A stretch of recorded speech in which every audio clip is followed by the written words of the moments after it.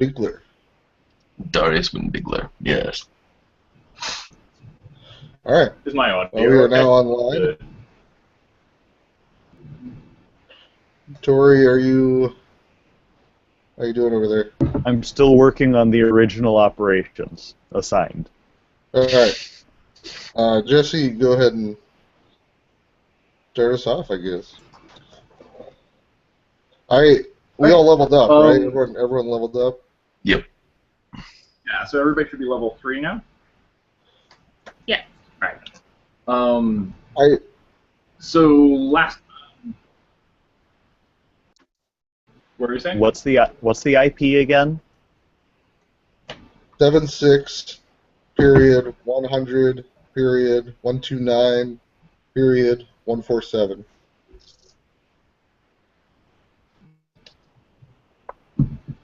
Now everyone's going to know your IP. Is that bad? If the internet knows your IP? Well, You work for the government, they already have all the parts. so I've joined the session. Am I supposed to see the underlay there? Yep. Yeah. Yes. If you put it in the folder the correct Yeah, way. that is where it's at. Do you see anything? Nope. That's a problem. So when you click underlays on the right side, you see two folders: battle maps and cities. Mm-hmm. It goes underlays, battle map, cities, and then cities. You have a city to drawn. See here. Oh, it's got duplicate files in here. Yes. Why don't you screen share with us, and maybe we can. Oh, you're not on your computer. You're on your phone. Okay, hold on.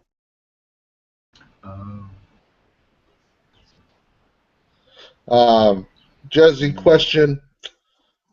You're saying what we came back and we're kind of at the Resistance HQ. Is there a place? You're back at. And they just told us Go ahead. explain it like on 5-year-old terms that the Bears have been put down. They haven't been put down. They haven't been. Okay. No, they're alive. Unfortunately for them. I see. Is there anyone that can give me a tattoo, or can I give myself a tattoo? Yeah, you can get somebody to get you a tattoo. All right, I need someone to give me a giant bear tattoo, and I draw them up. Well, I don't know if I draw them, but I show them the style of the Goliath people, and I get a large tattoo of a bear, giant like bear claws on my shoulders, and I want that to be my my totem. My totem spirit. Animal? Well, Yeah. like they say I need something like permanent. Mm-hmm. You must make or acquire a physical totem object, an amulet, or similar adornment that incorporates fur, feathers, claw, teeth, or bones of the totem animal. But I was thinking maybe a tattoo is an adornment. Yeah. So you like these two bear claw tattoos off of my shoulders. Okay. The next time, the next day, Lawrence comes back to Michael Bondo's hideout with some of the documents that have been decoded, what you gave him at least, which he gives to you. And then, while he's there, you talk to him about if there are any local tattoo artists that you could go to that would be that wouldn't give away who you were. And he's like, yeah, my buddy is really into that stuff. And he sets you up. He got into it when he was in prison. Oh, he is ex-convict. I don't know. I'm not too comfortable with convicted people. It means he knows what he's doing. He should be fine. Okay. Okay. He can work in about one color. Fine. I shall see. Who is your friend name? Steve. I like Steve. His name is Steve Badger. Steve Badger's Badger? just what people call him. Steve Badger. Badgers. Good. Strong name. It's because he's so furry, and when he was captured, they tortured him and crushed his skull out of shape a little bit. Oh, so now he wow. looks like he has a snout. Wow. Brutal. Yeah. What'd you get for getting your face to the device? All of his hair is just like black and white streaked now, too, from the horror.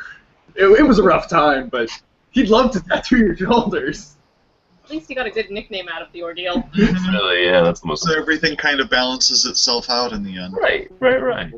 Yeah. For the best, really. So Lawrence provides you with a sealed dossier that has all the decoded documents that you gave him, which you guys only gave him half of what you had, right? Correct. Right. Okay. I think we gave him all of Sheeple, and then half of the Rebellion. So. Okay. Because Oh, Sheeple Operation was Sheeple. great. Yeah. Operation Sheeple was Uncovered. pretty insidious. It was pretty smart. I wonder if You those guys- myconids could be repurposed to more constructive means rather than oppressing and mind controlling people. Their rapport spores allow people to communicate rapidly over great distances. But no, not now. Not anymore. They're all dead. Yeah. I mean, there's You could bound make to be data- there's bound to be more myconids out there. I'm saying that it doesn't always have to end with us exploiting and then murdering them. They were portobello myconids, so I mean. We were looking for the Come on. shiitake myconids. Actually. They're much better. Shiitakes Or you're more into? the Amanita people, they're actually pretty cool too. Kind of Yeah. psychedelic, transcendental, but You gotta be careful around them. Occasionally poisonous. well, they say like, hey, come on this spiritual journey, man, but you spend half of it like shitting and throwing up. Like, it's not a fun time. Oh god. But they say it's like Chaka had a crazy experience as a child. He doesn't do it anymore. It was when he became a man. It's When he right. learned to fly. Funny story, real fact. You can no, I don't even know if I want to say this, but I will.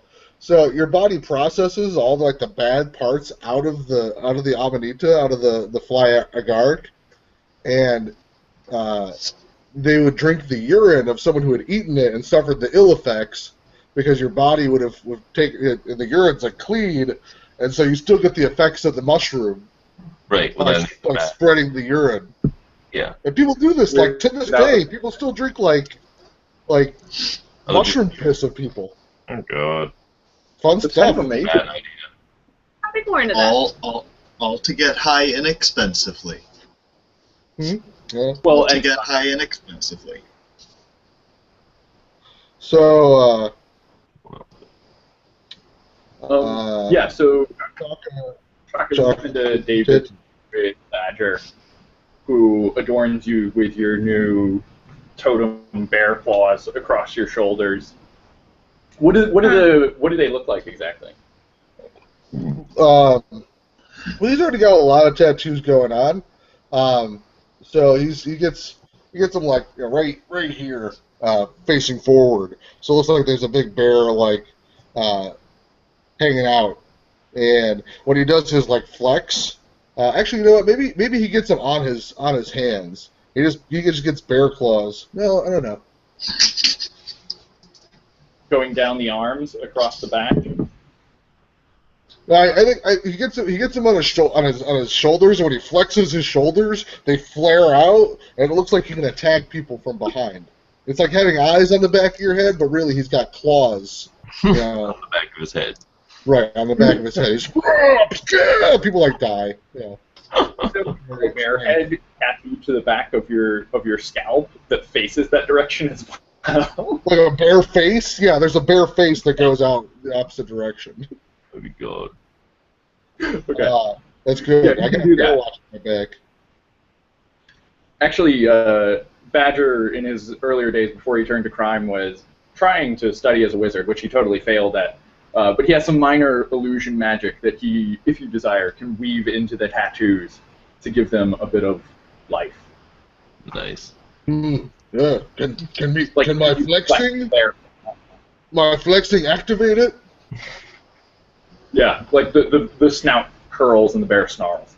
Oh, I have to say, this is going to be great for business.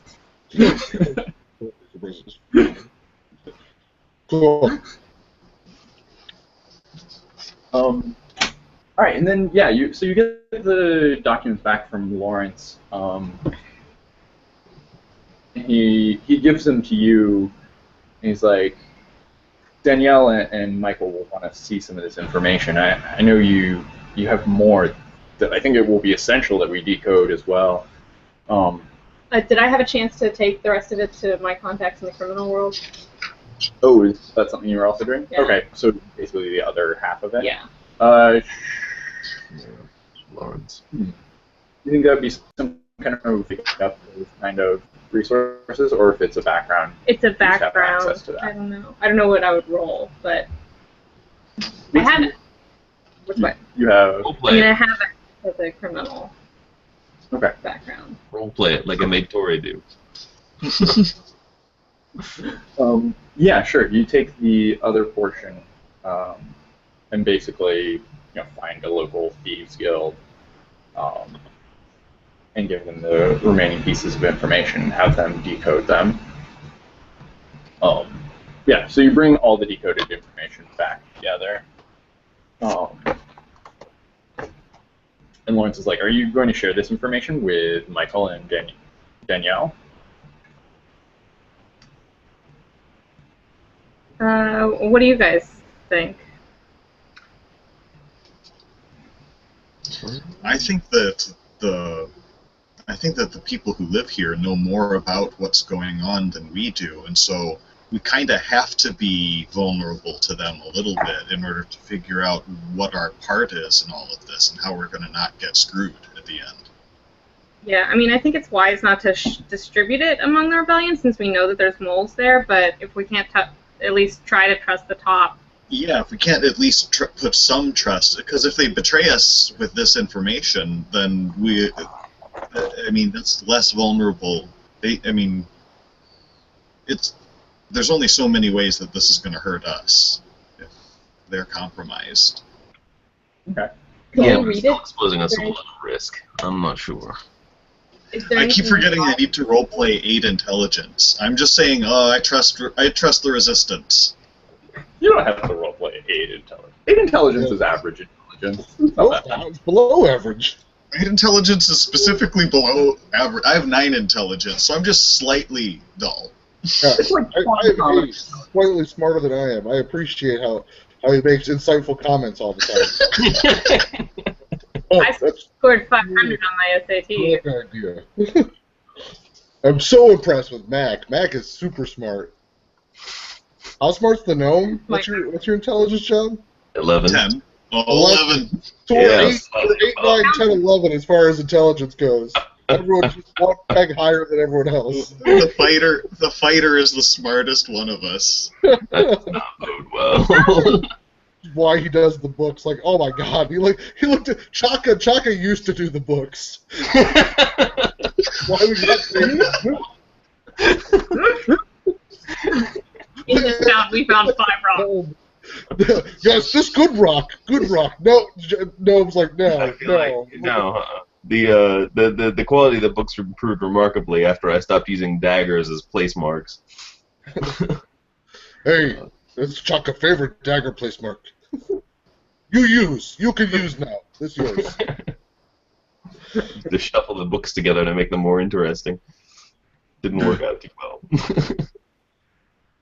Yeah, I mean, so can we read the reports and find, like, is there anything in it that mentions who the moles are? Yeah, or? so you sit down with the reports, and a lot of it is points of contact that the guard has with people who are just basically citizen informants. They're outside of the organization. But as you leaf through the files, you pick out one individual who is labeled as basically an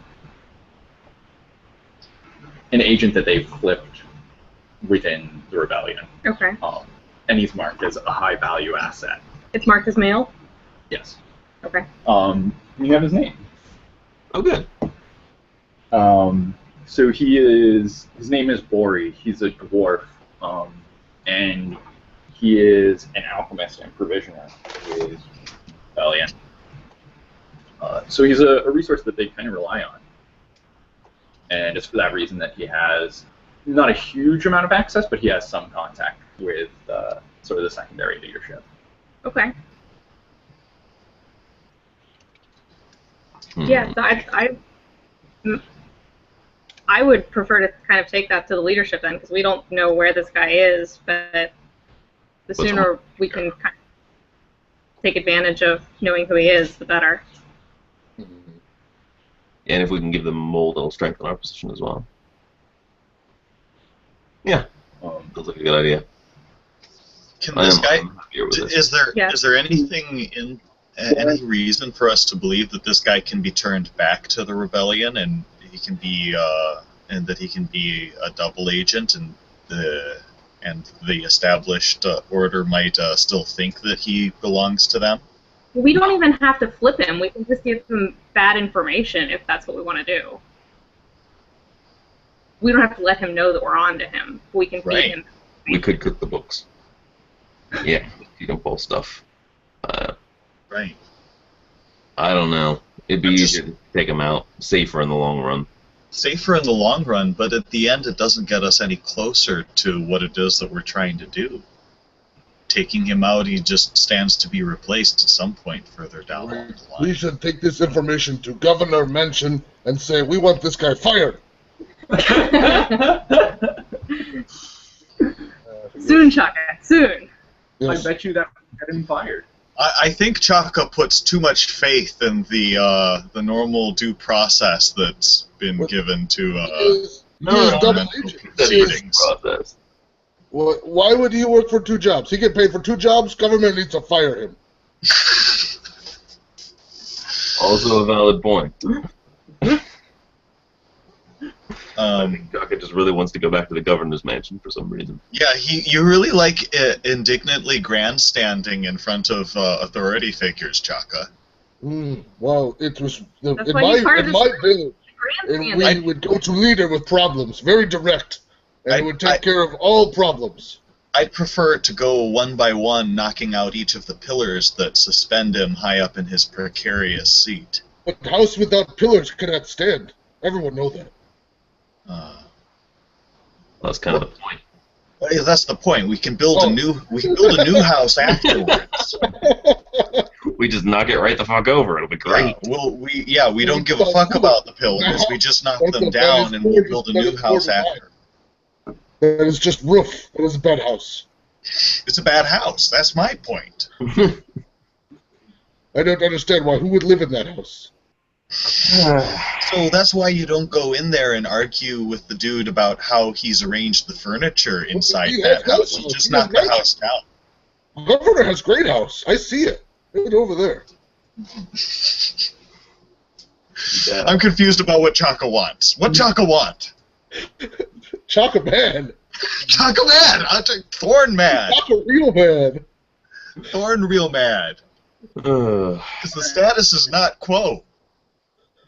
As you start quibbling over whose house you're going to knock down and whether or not you'll be inside of it or outside of it when you do so, Lawrence is like, he's kind of satisfied hearing that you'll go to Michael, and he like gets ready to excuse himself. He's like, I have some other business to attend to.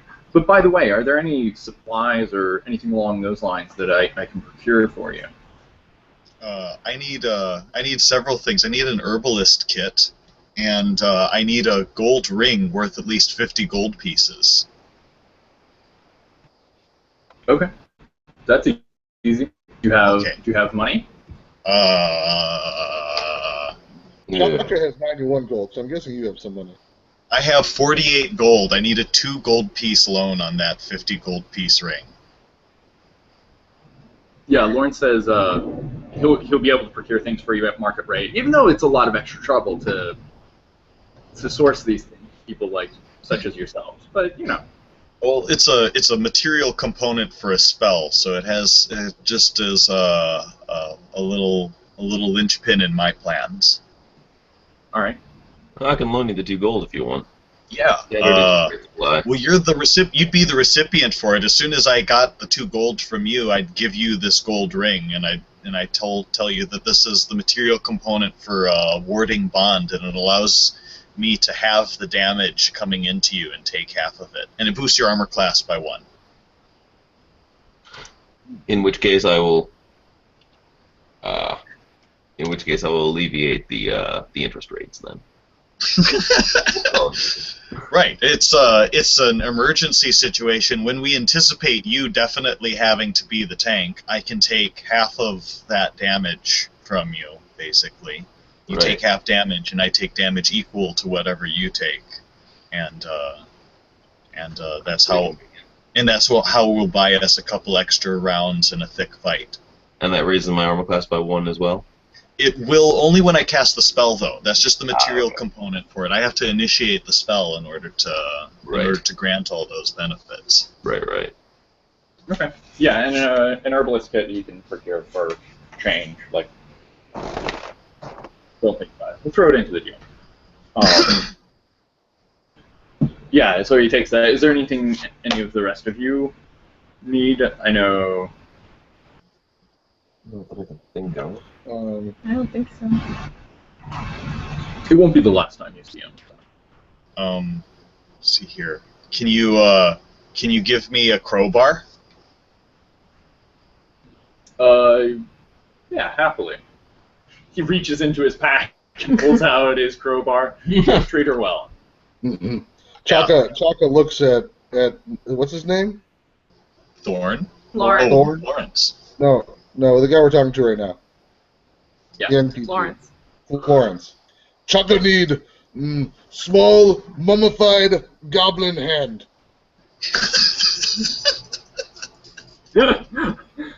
He kind of wrinkles his nose at you. He's like, "What do you need that?" What? You didn't ask for reason for herbalism, kid. You just. Why am I being my needs? An herbalism kit's a little bit easier of a thing to procure. It is fine. You can't get. I thought you were resistance. My bad. I mean, I can do it. It might take me a day or two, but... He has to go out and he has to kill a goblin and mummify his hand, sun-dry it, like on a clothesline or something. It has to be a small goblin, though, because he said a small goblin hand. So. Right. His head, right? Okay. I heard hand. Child. Yes. Chaka, 2 gold, 3. I'll chalk it.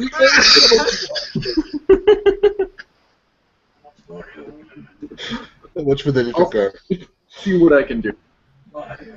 Okay, good. Lawrence kind of shaking his head as he leaves. Wait, Mumbling to himself. I have more things we need.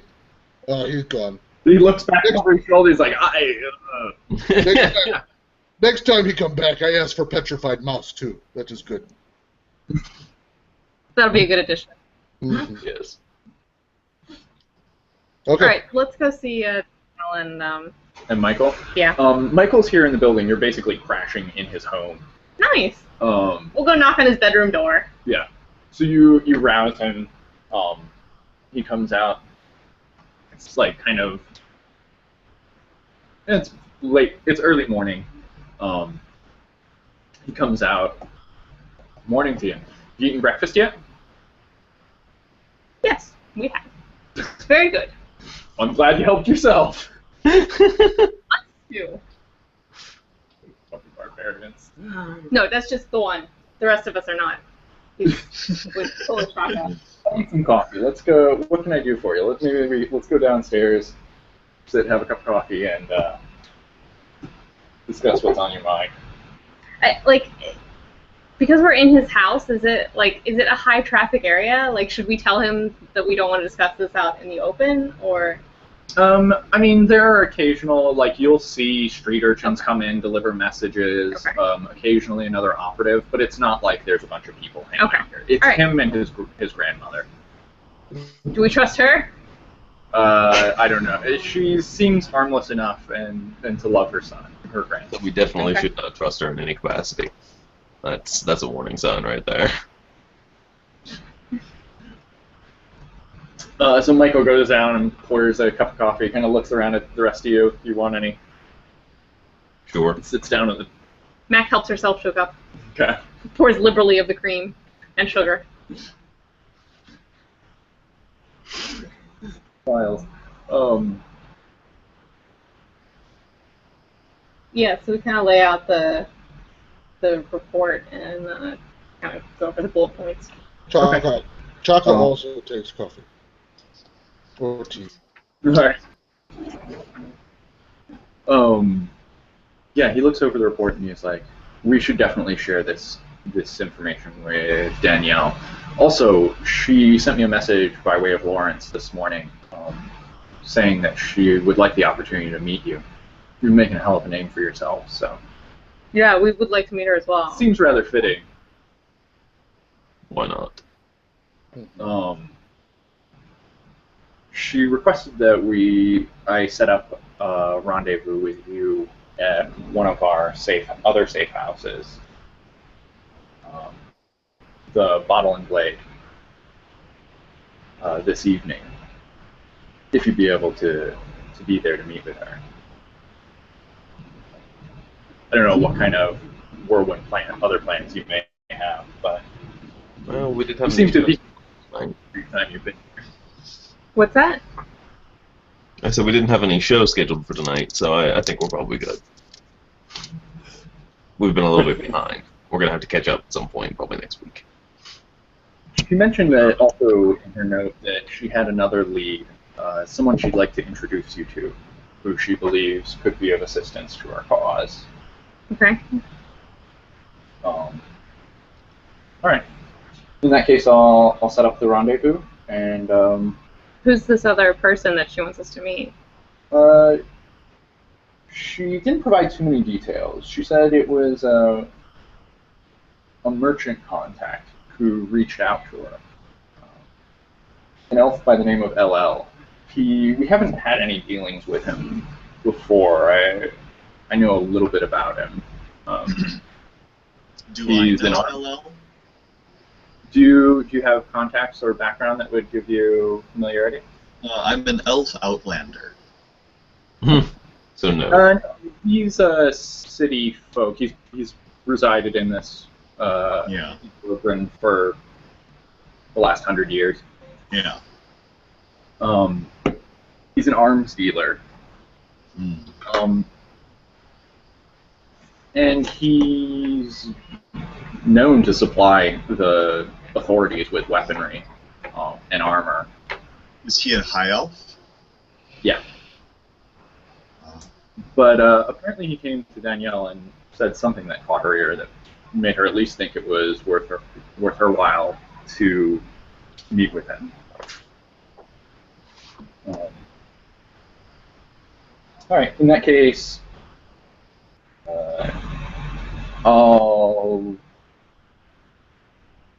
yeah, he goes and ruffles through some papers and pulls out a map of the city, and marks for you where the Bottle and Blade is. So his house is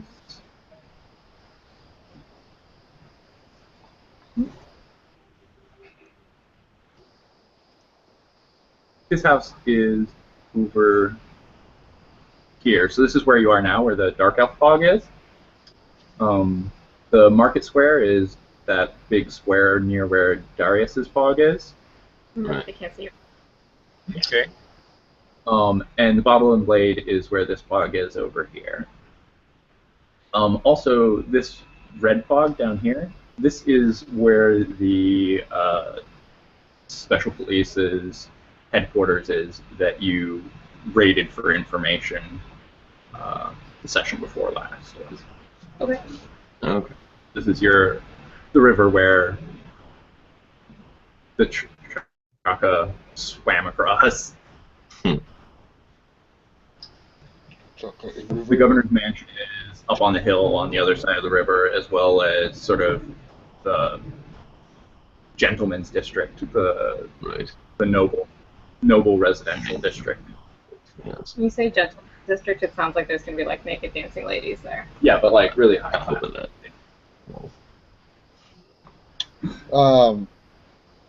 So we're like we're here. Yeah. Yeah. Yeah, he draws up the map. He gives you a copy of it, and he says, when you get to the Bottle and Blade, the upper floor, or the ground floor, is what passes for a legitimate institution.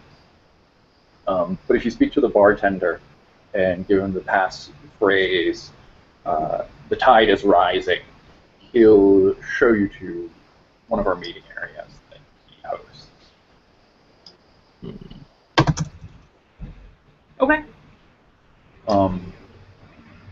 Tide is Danielle requested that your meeting with her be tonight at 6 o'clock. So it's like around about 10 o'clock right now. Okay. Oh, So you've got a portion of the day. If there's anything you want to attend to in the meantime, maybe Chaka can go and get his tattoos today during the day. Sure. And, yeah.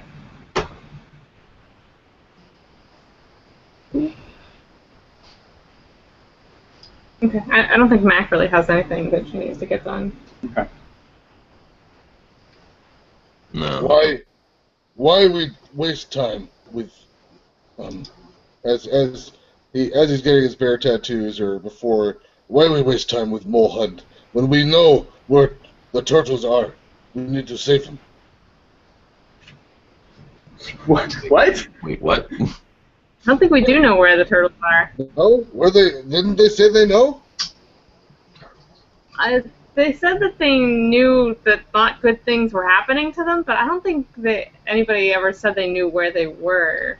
Not good things were happening. Oh, the bears? Turtles. Oh, the turtles. The turtle bears. People have been kind of, by this point you've gotten the impression, sort of shielding you from this information, but if you were to investigate or dig at all, you could probably find out what's happening to them and where they are. You get the impression that they are being made an example of. Okay. I want to talk to my grandmother then. Chaka definitely asks questions, so eventually, at the end of the day, he will be pissed after he gets his tattoos. Which is why he gets his tattoos. He gets his tattoos to honor his friends. And then hunt for them. To talk to Michael's grandmother alone? Yeah. Well, unless somebody else wants to come with me, it doesn't matter. Yeah, you wander upstairs and I bring her a cup of coffee. Tap on her door. Bring her a cup of coffee. Hello? Hello, Mrs. Michael. This is Michael's grandmother. I realize these stairs must be awfully hard on someone. As I brought you some coffee. I thought that might cheer you up. Oh, thank you, dearie. Come on in. Yes, just set it over here on the bedside table. I set the coffee down, and I kind of sit down next. Is she in bed or okay? Yeah, she's lying in bed, kind of sitting up. Drinks her coffee. How are you? You look lovely. I've heard so much about you, and she kind of natters on for a little bit. But you must meet lots of interesting people and hear lots of interesting things in this house. With so many comings and goings. Oh, only a little bit here and there. I feel like my son shields me from most of it. I don't really know, grandson. She's old and confused. Remind me of my stuff. I'm sure you hear more than you think you do. I mean, a book-smart woman like yourself, I bet you know more than what's going on in the rebellion than most of the leaders do. Oh, I don't know about that. But of course I hear a few things. I don't suppose you've heard anything about our traveling bears, our trained bears. You see, she kind of frowns for a moment. But, yes, unfortunately, I have heard about them. Shame, that governor of Barrett is a real barbarian. But it figures he's always done this kind of thing. It's how he's kept us low as long as he has. What kind of thing? Oh, you haven't really heard, have you? I mean, bits and pieces here and there, but it'd be good to hear it all at once, just to take it in. The man is, well, he's wicked, honestly. He keeps a sort of zoo in his own home. Houses his most special prisoners there. They tend to be tortured and broken down. Obviously, your bears are mere animals, so there's not much torturing. But he uses them as an example when he invites people in, they say. They say he's had them all shaved bare. Oh. I feel bad for whoever did that, though, as well. Bastard. Can't have been pleasant for any involved. Cropped their ears and pulled out their claws. Oh, Barbaric, really. Shocker's getting his tattoos. He doesn't hear this. He's probably going to hear about this. Badger's not quite as sensitive of an individual. Badger actually... Yeah, you want to go to the tattoo parlor? Yeah, so you wrap up with her. Chaka, you head out across town. I slowly place a pillow over her face. No,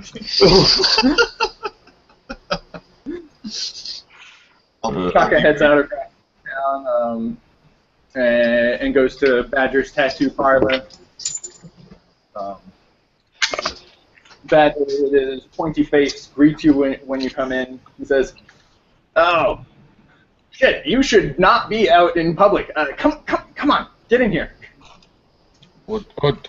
They told me come here. This is a good place for tattoos. Yeah, Lawrence gave me a heads up that you might be coming. He kind of was afraid that you would do this. Come on, get in the back room, quick. Why are people We going can't to be have impressed by my In this flexing? establishment. As he like lets himself get pushed, he's like throwing up. What? Is this wrong? Is it so bad? You see Badger motions to one of the other tattoo artists who's working on a client at that moment, and he's like, the tattoo artist just like pulls out a syringe from underneath and sticks the guy in the shoulder. You see the client just immediately drop off to sleep, tranquilized. You walk by flexing. Whoa. That guy was tired. Can't. I don't want my skull to be crushed the rest of the way. I'm sorry. Come on, just go. Okay. No, they say you help with tattoos. My friends, bears, they are gone. So I want bear tattoos. I have not heard where they are. My bear friends, we will meet again, and I want to show them this cool bitchin' ass tattoo I got of them. Yeah, I great. understand. Wanting to get tattoos to honor your fallen comrades. It's a noble thing. No, they are alive. Well, yeah, they're alive. They are free. Why? Why you say they dead? They're not dead. They just wish they're dead. I mean, I just sympathize. I went through, as you can see, a similar sort of situation. Sympathize. I agree. Okay, cool. Wait, what does sympathize mean? Well, I mean, he kind of turns his head in profile. You see this, and his head is kind of elongated towards the front. You can see the bones have been sort of mashed and poorly healed. Yeah. He's like, yes, you look like Screwface. Yeah, they call me Pat because of it. It's they call me Badger because of the way my Well, No, it's because of what they clearly did. True-Face. True. That's kind of insulting, Chaka. I won't hold it against, because I hold you in such high esteem. I mean, really, it's just an honor, Badger but, face. I agree. well, this is the work of this same guy who has your bears right now. We'll put it that way. What is work? What do you do? He smush your head? You do this to my bear friends? He calls back to the front room. Lola, come over here. He do this. He do this to Donatello? From what I've heard, not exactly the same thing, but the similar sort of thing. His homely wife comes tromping in. She's covered. She has thick braided red dreadlocked hair, and is covered, head to toe in tattoos, sleeves all along. Huge, basically Maori tribal facial tattoos. You see, he points at her shoulder. And she has a portrait of a rather handsome man on her left bicep. And he goes, "That's what I used to look like before."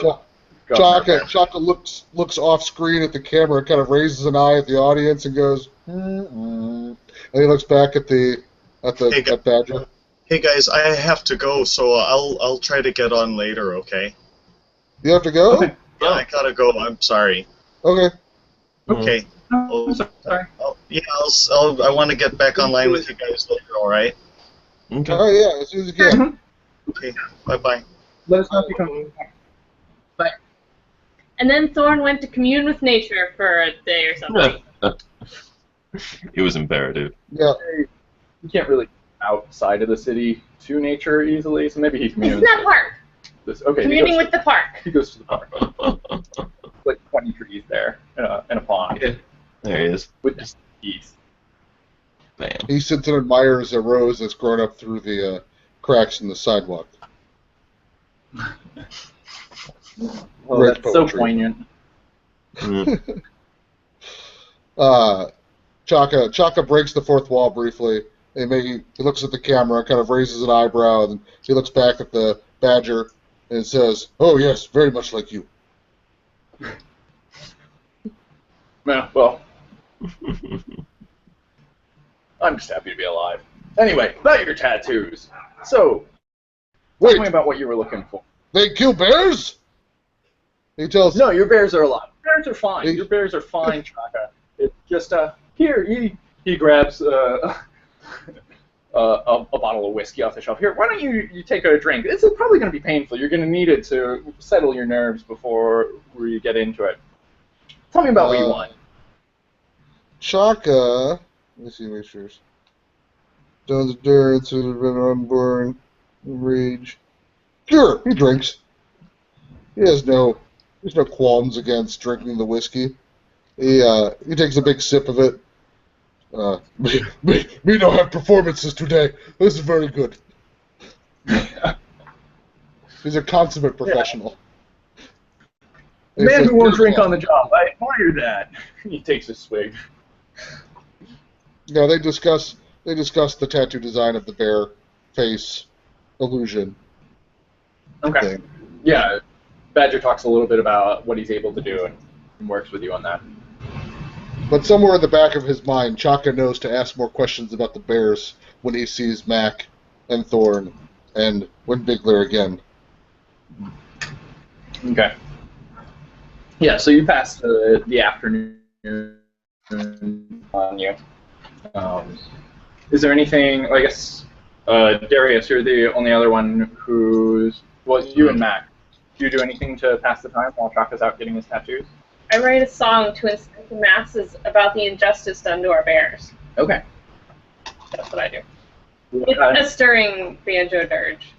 I mean, the reason a bullet does these kinds of things is to suppress and batter down the will of the people. How does your song turn that or inspire? Well, I mean, in the song, it's going to end with us freeing the bears, and then the bears eating Barrett's face. Okay. It's pretty good. Yeah. It's really poetic, tastefully done, with banjo accompaniment. All right. All right.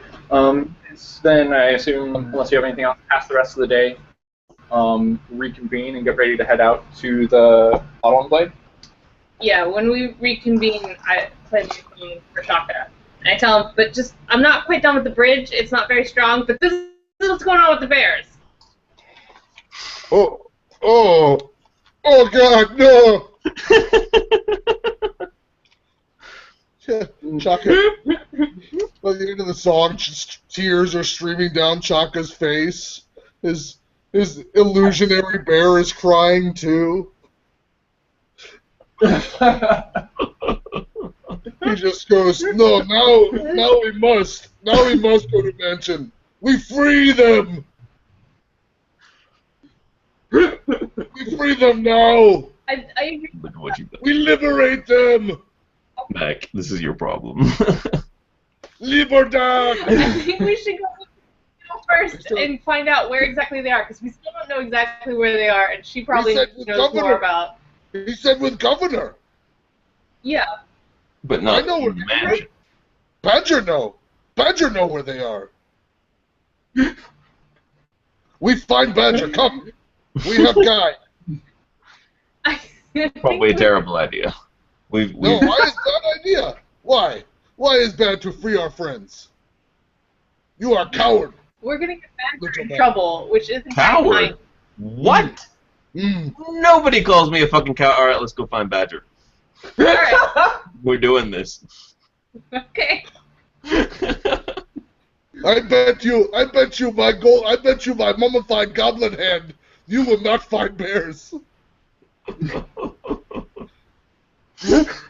That, He has a we're doing goblin this hand, fucking thing. goblin head. Yeah. Oh, I thought it was a goblin head. Hand. No, he's not a barbarian. Oh, I mean, Well, but see, now he's gonna bring the head, and he's gonna be. Chaka's just not gonna pay for it. This is not what I want. I will buy this half price. You go get hand next. All right. Are you guys going to find Badger? Yeah. apparently, yeah. Apparently. It's a roundabout time for your meeting. You're going to be late to your meeting with the leader of the rebellion if you go right now.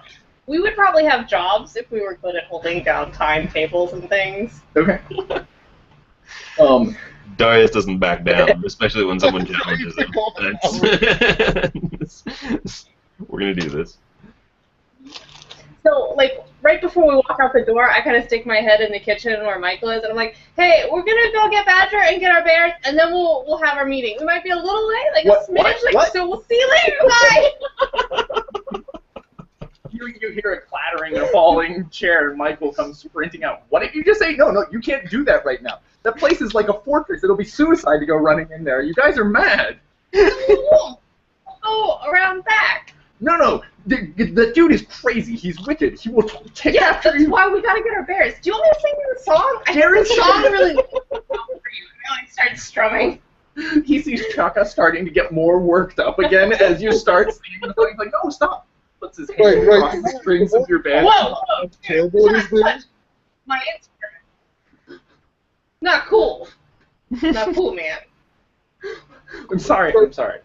Whenever they speak giant, he starts shouting liberty in giant. Libertad! Libertad! Venganza! What's happening is an injustice, but you will just be captured. It will be fruitless. You won't be able to free your bears. You can't do this. The dude's a psychopath. He'll probably capture you and force feed you to your own bears. Well, it sounds like they don't have claws anymore, so I think we could take them. Michael, if it worked your way, it would have worked already. You're right. You're right. We haven't been able to make headway until you came here, and we need you, and we will support you. My friends In in recovery. prison now. My friends. in prison with getting Wait, smushed heads. Did you know they smush heads, Michael? They smush them. They make them small. It's all shrew face. No one like having shrew faces. Even Badgerface Shrew doesn't like having shrew face.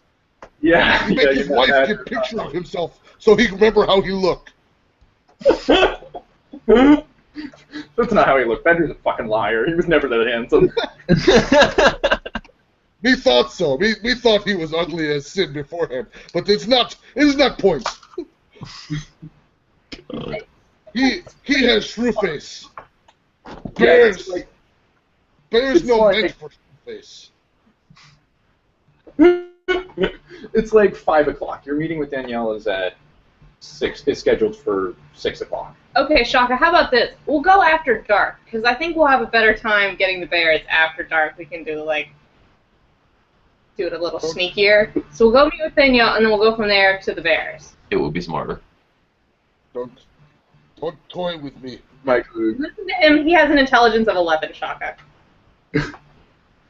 It'd be a lot more better chance of success. Me very upset how he changed the accounting. It makes me upset that we don't get paid in rocks no more. Was better way. Start paying you in rocks again. I'd be fine with that. It was better way. You don't trust me, but I tell you every time. But that's fine. I trust you this time too. In dark. Okay. In dark we find Governor. And in dark we make him give our bears back. Beat your fucking You should head. also maybe wait until Thorn wakes up from his catatonic stupor. He looks over at Thorn, sitting drooling in the corner. No, he always gets that way when he writes. He does No, that. we will just Bernie him. He will work like Bernie. I mean, if it's any comfort, We'll put sunglasses on him. I agree. Ultimately, we will have to face Barrett head on, but you're going to need a small army, a militia, something. Yeah, Shaka, he's our militia. Yeah. He flexes very fast. Plus, that's going to be great to show. Great. Oh yeah, definitely. All right, we'll talk about this later. Isn't awesome. Chuck is dark. I strum back up to his flexing. He looks at his watch. You should probably get going. The Bottle and Blade's halfway across town. You're going to need to move if you want to be there in time. Okay. Are you guys headed over there? Yeah. I have a -1 on insight, but I want to roll on bones. The bones. Roll a fast insight. I'm not a smart man. Michael is getting in the way of what is really important, which is saving our bears. And the more he pushes us to go meet with this sketchy lady that's in charge of the resistance, Chaka gets an 18 on his insight. He's wondering why Michael keeps pushing us. Is Michael being truthful? Okay. Is Michael the governor? From your last couple of days of interactions with him, you can feel like a change in spirit. When he first found you, he seemed desperate and kind of run down. After the last couple of days, you can see there's been more activity in the house, today than there was the first day you were here. He seems a little brighter. He seems more active. He's been sending out more messages. He seemed genuinely terrified at the prospect of the 4 of you running headlong into Governor Barrett's mansion fortress. Mm-hmm.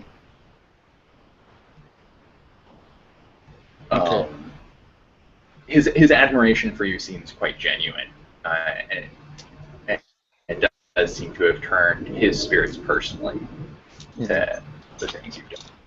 Okay, Chaka believes this little puny human man that he is not just, that his ulterior motive is not what Chaka is afraid of. But He goes, fine, fine. We meet with Danielle. Why she have boy name? Okay. Always. Well, Danielle. what? No. Sorry. But then we find Well, out. Maybe we take Badger to meeting. Maybe not. He has shrewd face. It'll throw people off. If you want to, you can. Oh yeah, he'd be a great prop for the song. I can add in a stanza about smooshing places. What rhymes with smoosh?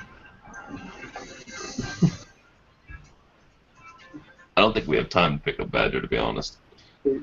We gotta hurry. Goosh and Douche, yes, douche is a winner.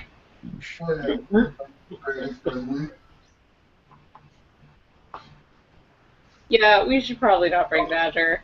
yeah, we don't have enough time. You can drop by the shop. I got your card. Thank you very much. Badger shop on the way? It would be a slight detour. I've been coordinating a Oh, we have residential enough camp. time. Why not? My grandma called real fast. I gotta just give me a second. Should we take? Let's pause for 10 minutes then. Sure. Okay. Get some more coffee. 10 minutes? All right.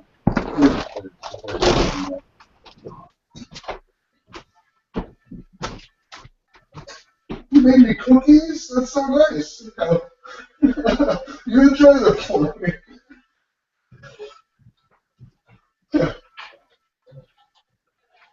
So we have one more week. It's been going on since the beginning of June. And I've got not even. I mean, we have this weekend. So this is kind of busy. I got this. This week is camp. I've got some IMSA students that are coming to teach other camps because they'll be our residential campers. And then this weekend I'm going to Indianapolis for a convention for the first time. Gaming and stuff like that. I'm going to run a couple games and play a bunch of games. Got myself in a hotel room and it'll be a good time. And then that next week is training starting on Thursday. So I have like Monday, Tuesday, Wednesday of nothing planned right now. But Thursday and Friday is training. Saturday I'm going to the Renaissance Fair. Sunday I have off, and then Monday students are starting to move in. So, right, two weeks from Monday we'll start seeing kids here. Yeah. Yeah, no, they're in, they're out. It's a cycle. You know, this will probably be my last year here. I'm definitely. I tried to kind of get out of the master's program this year, but the process was very unfamiliar to me. I'm very bad at paperwork. Let's just say that. And but now that I kind of know what's expected and kind of the process, I should be able to navigate it a lot easier and really kind of get in. Yeah, which right now I can't even get paid for it because I can't pay for a master's program, and part of the process is getting an assistantship. So, yeah, I want to.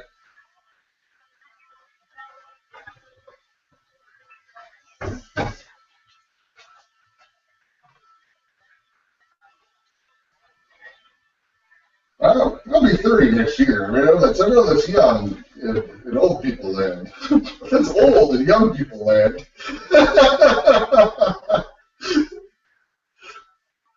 Gotcha. We'll talk in 40. We'll see if I make it that long. All right. But it'll be a good year to start something new. I think. And I think if I turn 30 and I get out doing something else, I've been here for this will be my 5th year. It'll be a nice time to start something new in terms of life schedule.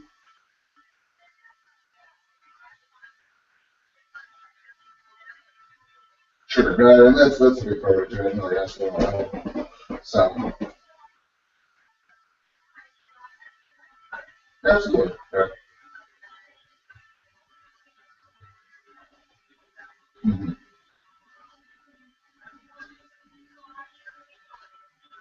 Right. I know.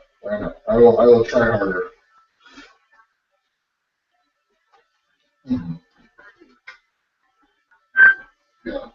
I had heard that. I haven't tested that theory, but I have heard that on occasion people do have ideas that are better than mine. I've heard of them. But yeah.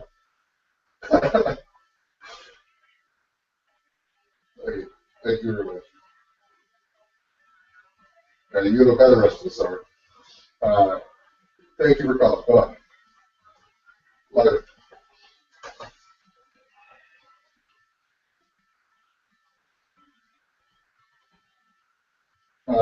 You can meet us at the turf room. That's bring a friend with you if you like. Turf room? Yeah. This is where Alex was going for those expensive drinks last night. It's a really nice place. You might get pasta or something. Better than pasta edition, like $20 a piece. Soda? Want to come down with the soda machine? Sure. You got a little 5-minute break left still. So, you can put your shoes on. Yeah. If you want to move on the floor, you think that's not mob exit?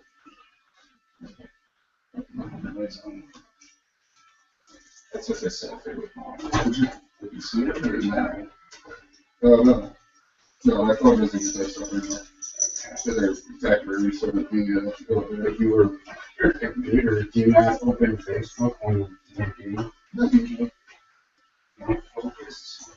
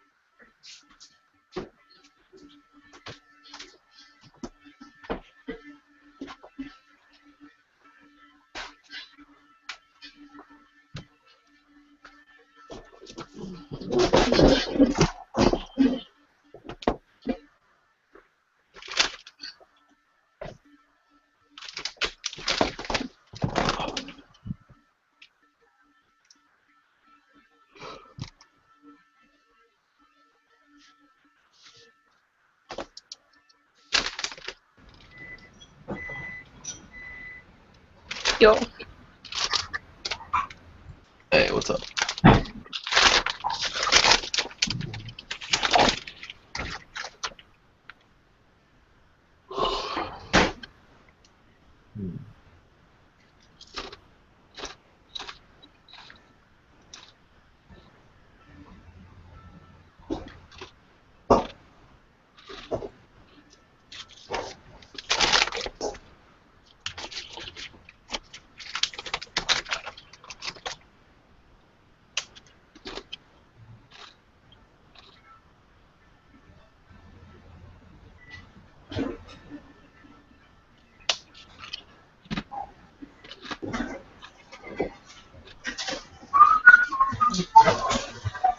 I'm sitting here all night drinking some thing known as tequila just to try to find out if this is the guy we're looking for. But no, there's also this one episode where they were doing a kind of staged maneuver simulation where it's like Riker, they had another ship, and then Picard versus Riker. And Wesley had created this small amount of antimatter so that the other ship, with this kind of decommissioned old ship, would have a short warp capability. Which, during the maneuvers, they get attacked by some Ferengi, and then they use the warp capabilities to pull out a cold sound. I found out about the Picard maneuver. Is that what you're talking about? That's a different episode. Okay. That's also very. That was cool. Yeah, like, I just want to. Are we ready? Is everyone back? I'm ready. Yep. Where's Tori? Why isn't he back? Where did he go? It's rather mysterious. He's gonna leave in a hurry. Oh, don't say that.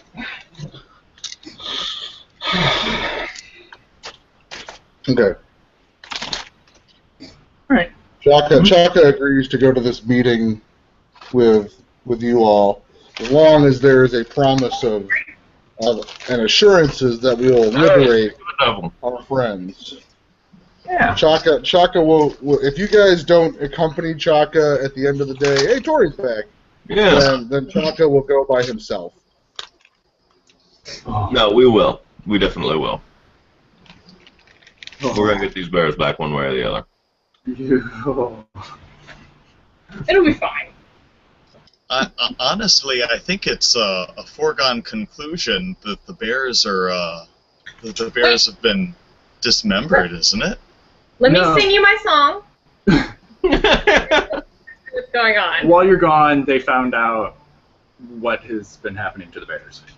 Yeah, so Max sings you a stirring ballad about the bears and how they've been shaved and their claws have been pulled out and they're being tortured, but then it rouses towards the end and the bears eat Governor Barrett. The bridge is still a little weak. Governor Barrett keeps a sort of zoo inside of his mansion compound where and in the cages he keeps his favorite political prisoners. Menagerie of pain. Currently, your bears are his favorite political prisoners. Everyone knows that bears are apolitical. Like that man is just a monster. They're within his compound itself. Yeah, so we head out the door to meet up with Danielle. Do we want to get Badger first? Shaka? Let's. Well, I don't know. He seems the skittish type, or he may not agree to go with us. He wouldn't have much relevance in the meeting situation anyway, I don't think. He'd probably just be another liability. No, Okay. Chaka, no, Right, he so been there. we're- Chaka, no, he got out, which means Chaka, no, he no way in. We can always pick him up after the meeting. That's a good Whatever idea. you want. Be best. For now, we go meet with Danielle. We Yes. go. Danielle, that's her name. Do you Is the guys bull disguise expected to be there? cover yourself at all before you head out on the street? Do we need to, I guess we do. You are now very recognizable. There are posters of you all over town. There's a large reward for your capture. How big of a reward? If we cashed it out ourselves, how much would we make? 500 gold pieces each dead, 1,000 gold pieces each alive. I'm not willing to go for the 1,000. I'll kill you guys for 500 apiece. I mean, what? Oh, Oh. friends. It's the easy solution. Just wear a hood. Conceal your face. Yeah, I- Chocolate still has his Holocaust cloak. Yeah. Say I use my disguise kit to make Shaka look like two people, one person sitting on somebody else's shoulders. Sounds good.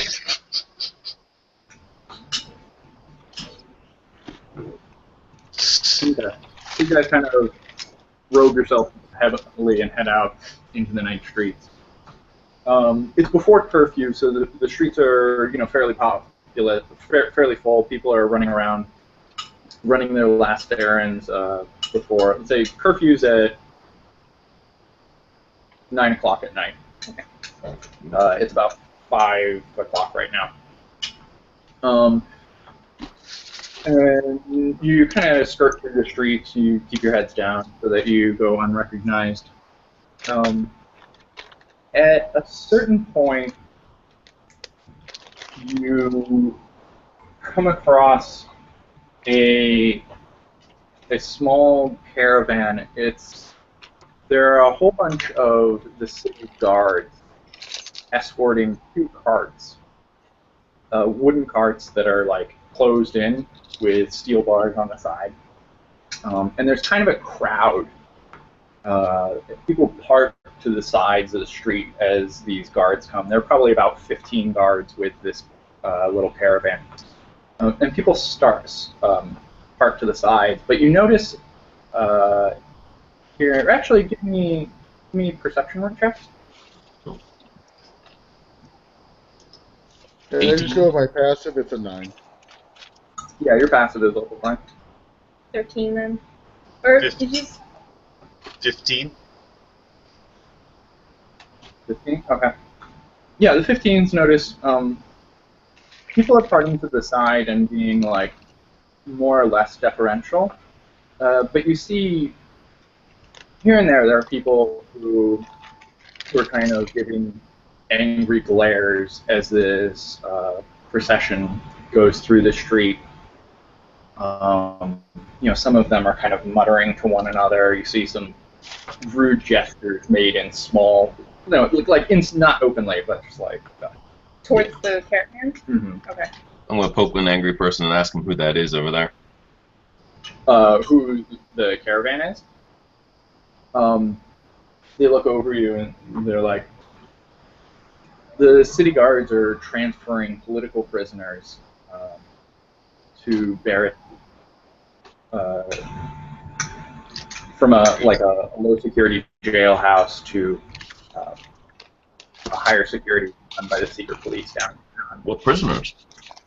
Does anybody know? He kind of sizes you up. How deeply do you feel your face?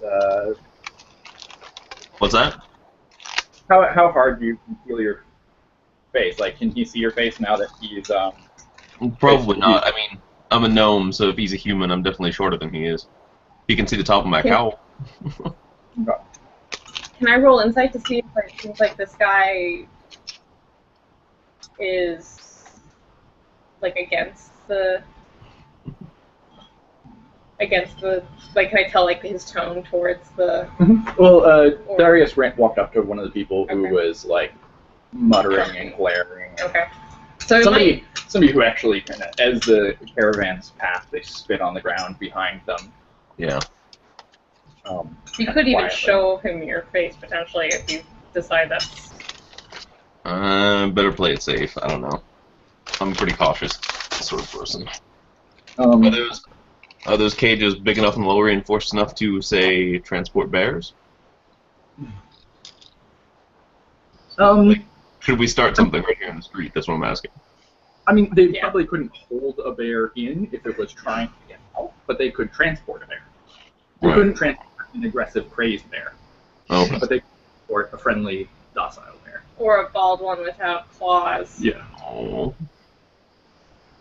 Or 4. Or 4. There are two carts in this caravan. Yeah, he looks at you and he goes, the guard's been aggressive recently. They're rounding up at anyone who stands in open defiance. I mean, a couple of these people are probably rebels, but half of them are probably just innocent civilians who were at the end of their rope. Yeah. They're like 7 or 8 guys who are in 2 carts that are being transported. There must be a lot of these carts going in and out every day then. In recent days? Mm-hmm. Yeah.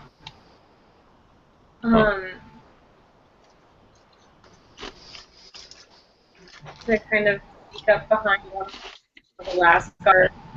Any documents or like, transfer papers, maybe? Okay. There's an officer walking at the head of the column. It might be hard to access him subtly. Try. By non-magical means, it would probably be a little bit difficult to just walk up and pick his pocket. Maybe if you created some kind of scene, but if you walk out into the middle of the road, you're going to wonder why you're blocking him.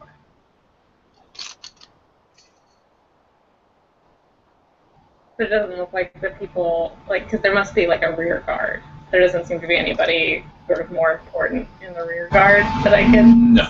Okay. It's good to know for later. We might be able to commandeer a cart and sneak ourselves in this way later. Yeah. Especially since we have some officer uniforms. And especially if they're stepping up the number of carts in recent days. Yeah. Is it a jail that, like, we know of, or is it like a secret jail?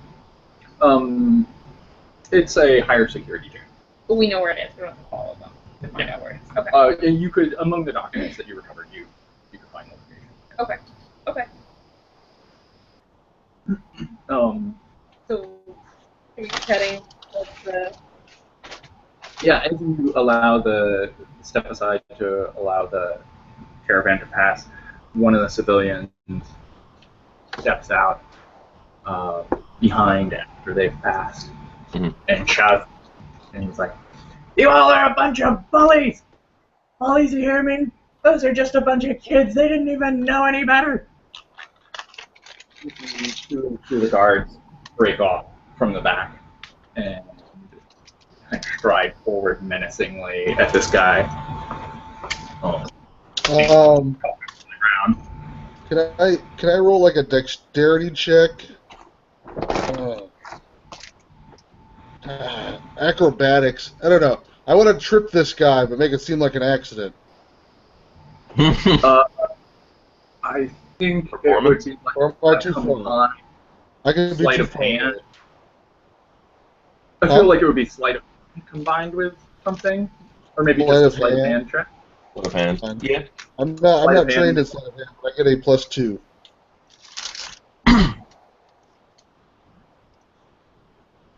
Where if you fail, you will know that you can. 13.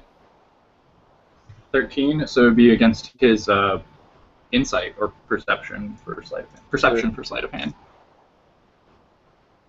Ooh. I have some shitty perception.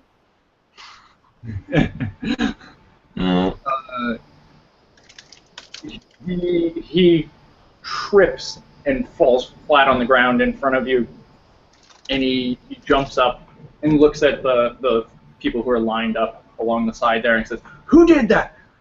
Right now, you better tell me who did that." You see he's got like a vein bulging in his head. He looks at the guy next to you, who's shorter and less intimidating than you. He starts poking him in the chest. "Was it you? I saw it. It was you, wasn't it?" riot. He kind of shoves the guy backwards a little bit into the crowd. Mm-hmm. I do a quick intimidation. Can you intimidate? I just want to flex. I just want to flex a little bit. I don't want to flex so much they knows it's me flexing. I just want to flex a little bit. Kind of like just stand up a little bit straighter next to the guy he's bullying, and kind of look down and go, without showing anything. Possible, or should I roll with disadvantage? No, I think it's possible. Maybe if you attract attention to yourself like that. Yes. A natural 20. It's a natural 20. I was going to say he would get like a perception check to recognize you or something, Yeah. but he immediately averts his eyes, so there's no way he can He pushes the guy backwards, and you're standing, like kind of next to him behind this guy. You catch the guy and put him upright. You just lift the guy and set him down back in front of him. The guard's like, "Shit." Averts his eyes. He looks up and assesses the situation, and then kind of barely glances up at your hood, and then glances back down at the guy he just shoved. Just shoved and goes, "You better stay in line or you know what will be coming to you." And then he turns and walks back and joins the back of the caravan again. Turns on his heel as quick as he can, striding away from you. Nice. Jaka kind of looks towards the citizen that originally stirred up the ruckus a little bit, and kind of, pulls his cowl back just a little bit and goes, and see the then guy's eyes slowly melts back into the crowd. Nice. Yeah, the guy's eyes go wide for a moment, and he watches you as you stride off into the crowd. I whisper Bill Murray before I go, no one will believe you. Tell the others. Actually, I think the silent nod is enough. Just a nice little, just a nice nod that I melt away. Yeah. Yeah. You see him like after his all passes and you fade off into the crowd. He like goes to one of his buddies. And he's like, "It was Chaka. Chaka just saved me. Chaka just saved me from God." Like, guys, I think we should get going before we get more attention. Yeah, this is getting dangerous. Okay. We're gonna be late. So you guys move on. You kind of assume, yeah. You guys move on from this scene. This is very difficult for us. We're used to looking for attention. I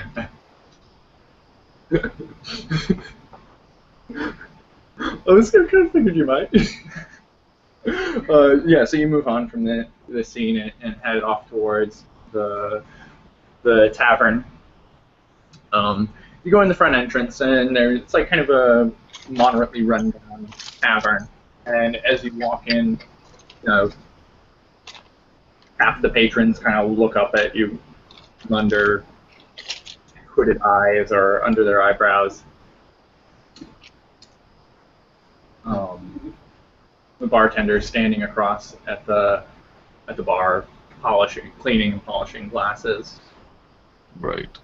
You walk up to him and go, blah, blah, blah, tide is rising, where's your secret room? Hey, bartender. Roll Tide. Yeah, I'm pretty sure that was a password. We have an argument about what the password is in front of the bartender. None of us were intelligent enough to write it down. Yeah, you tell him the password verbatim. Which one was it? The There's tavern is tides right. rising. And he kind of looks around and then I get it now. I understand. walks over to the end of the bar and lifts up the panel that opens the bar. Waves over to you. Come on, friends. Below it through. I grab a bottle of whiskey as we walk by. You have to pay for that. Yeah, it's on Danielle. I'll roll for 3 if you want.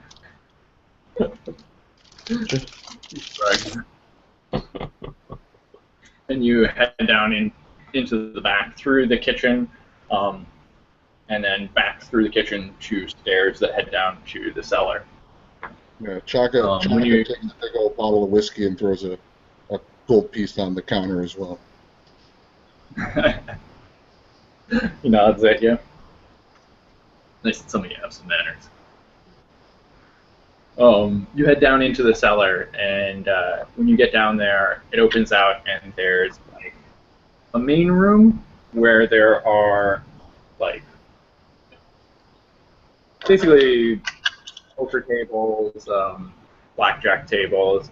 There's like a boxing ring over in the corner, and then there's another 1 or 2 rooms off to the side with closed doors. Underneath, it's significantly larger than the floor plan of the room above. Well, a little bit. Basically, the rooms off to the sides extend out. And as you head down there, you see a woman stand up from one of the tables, wave, and stride over to you. Ladies, gentlemen, pleasure to meet you. I'm Danielle. I'm glad you could take the time to meet with me. Yeah, nice to finally put a face to the name. Yep. What's up? Absolutely. So she's she's a pretty lean, sort of rugged-featured, brown-haired woman. She's got like shoulder-length brown hair. She's wearing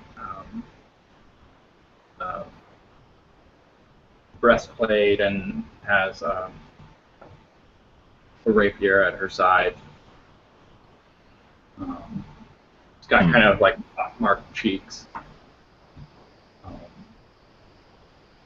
She says, "Here, come with me. We'll go to one of the private rooms to discuss things." She grabs one of the like serving boys who's walking around the lower floor and says, "Bring us down a round of ale and something to eat." And then she leads you off to one of the back rooms. She, motions you to sit down at the table. And then sits down herself. The boy comes in with like ale and a couple of shot glasses for the whiskey that you guys lifted off the counters, and food to snack on. It's an honor to finally meet all of you. You've in the past week and a half, you've made quite an impression on our little city. Seems like it needed some impressions made upon it. I'd say more just made a dent. We do put on a good show.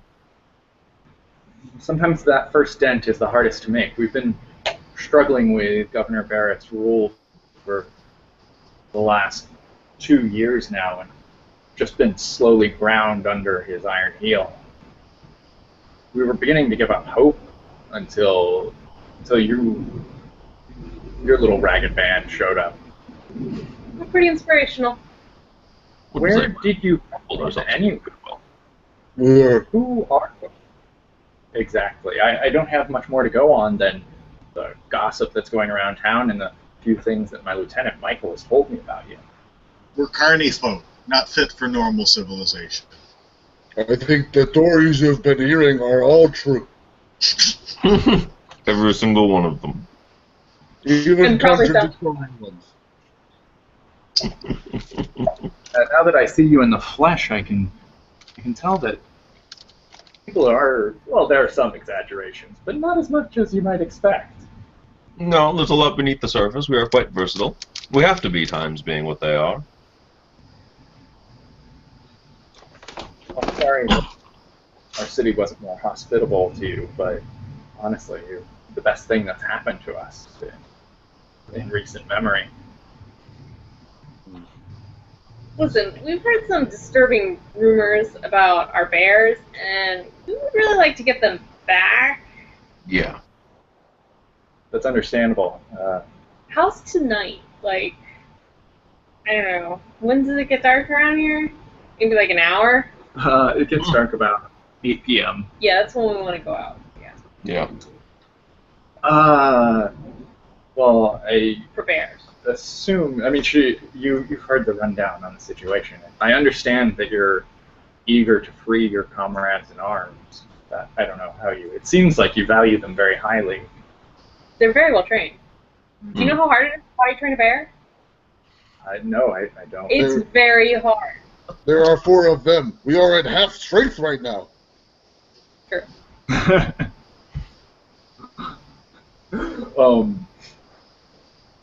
Do you know how good it is to have 4 bears with you on fight?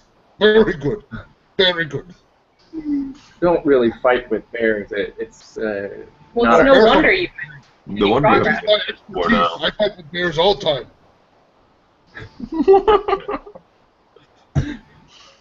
She kind of smirks. You flex, and she watches your tattoos dance a little bit. It's pretty. Is that Badger's work?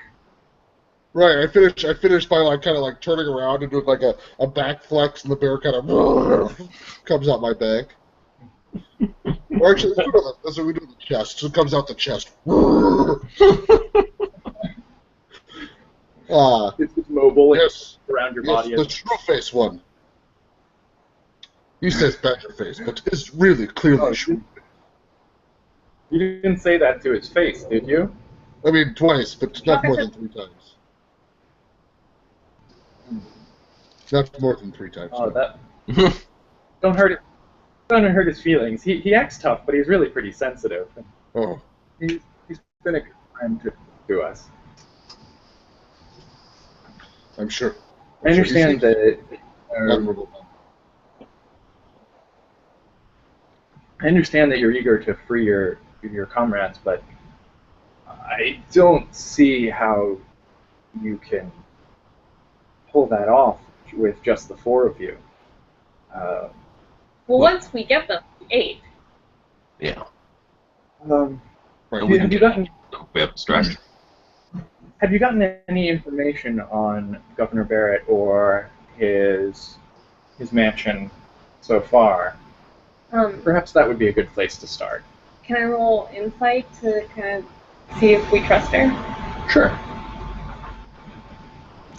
Thank you. Come on, Bones. Everyone else is dying. 21. Nice. That's a high roll. Yes, it is. There's like she doesn't say anything that strikes you as like an outright lie or anything. I admit that she hasn't said anything that specific. You sense that like she's being very deferential right now, but you sense like a little bit of a curl in her tone. I mean, she sort of was the leader of this rebellion, and you are in the populace's mind rapidly usurping that as the public face. But can I tell her dislike for Barrett is real? Oh yeah. Okay. Oh yeah. Yeah, so she seems like a little socially awkward, like maybe at times a little overly deferential, and then a little stiff. Okay. So yeah, then I'm gonna tell her about Corey. Okay. She looks at you and she's like, right, down to business. Please, may I see some of the paperwork that you recovered? It could be invaluable intelligence. Yeah, so I hand her the dossier specifically about him. Here's your mole problem right here. I don't know how you want to deal with that in your organization, but... She looks at you. I mean, as you pull out the like closed file, she dismisses 1 or 2 people from the room. So it's just you. What's that? You might need to make an example of him. Keep everybody else in line. Rat bastard. No. I wonder how many lives he's cost us. We trusted him. I mean, I'm sure he's. This explains how they've intercepted some of our supplies and some of our recon groups. He would have had, at the very least, information on dates that he was delivering supplies to us. And perhaps even individuals, if we were careless we were careless for trusting him. What's his background? Why would he betray you? Or do you think it's just greed? To be honest, I don't know. He had our full trust. I can't imagine why he would have turned like this. Probably for money. Is it valuable to you to find out why he betrayed you and what turned him? Potentially, it might help us root out, prevent future incidences. Well, I see the easiest solution I see for you guys is that you just pay us a decent amount of money and we go black bag him for you. Well, we're busy. What do you mean? It's where you just take a black bag and you put it over them and you take them to an undisclosed location. But we just take them there so they can hang out. It would be against the law to kill them. Well, No. what we're doing here is not necessarily sanctioned by any of Governor Barrett's policies, right? We're all technically criminals just in this unlawful meeting, aren't we? But I'd say we're more establishing the rule of good law over Barrett's corruption. Well, Barrett is Chaka not criminal. Chaka, a man of the people. Precisely. You understand that means that you're that makes you a criminal if in a world that's been subverted by No, Chaka no bad. Chaka not criminal. I see that Chaka can't quite grasp the situation that I'm talking about. You know what? Never mind. I regret it. I regret sharing any one of my ideas as Thorn. Thorn just has bad ideas in general. We do this black bag. It sounds good. We make him. We black bag him and go hang out. It'd be great. Right. We black bag. We go hang out in room. I like. That could be wise. I rather like that plan. At the very least, we could potentially get information out of him, and then failing that, make an example of him. Yes. To use against any others who might think of selling us out the way this rat did. Mm-hmm. So that's really a decision that you would make, that the Resistance is a spiteful, hateful group that deals out harsh vengeance to those who oppose their ideological way of thinking? Well, it's not opposition, it's active betrayal, to be fair. Well, in line. There's rules that must be enforced. I don't say that betrayal isn't the most heinous of crimes that you can commit, but doesn't it say something about an organization if that's how they treat their enemies? Honestly, those noble virtues are a luxury of those in less dire situations than ourselves. Is this Michael talking right now? No, this is Danielle. Danielle. The leader. Oh, yeah. Danielle, I hope sorely that the gods of nature don't have to painfully instruct you in how they order this world. Well, I've seen how they order it, and at the present moment they've ordered the psychopath Barrett into a position of power over us. Oh, individuals like Barrett rise to power by defying nature's natural order. And so, inevitably, that will lead to his downfall. We just have to be concerned about what sort of time frame this occurs on. I suppose that you resistance folks would rather that it happen sooner than later, and I'm just fine with that. Yes. We've suffered long enough. I'm just concerned about turning this guy over to you once we've black-bagged him for you and done all of the hard work. I think that it would serve your cause better to convince him of the wisdom of rejoining the Resistance. Yeah, but I mean, you could still never trust him. I'm not saying that, like, she should torture him or anything, but, I mean, just killing him isn't that bad. In terms of moral. If you'd like to roll persuasion against her, you can. Go for it. Sure. I'd like to roll that. To be sort of the determiners of this man's fate after you blackbag him.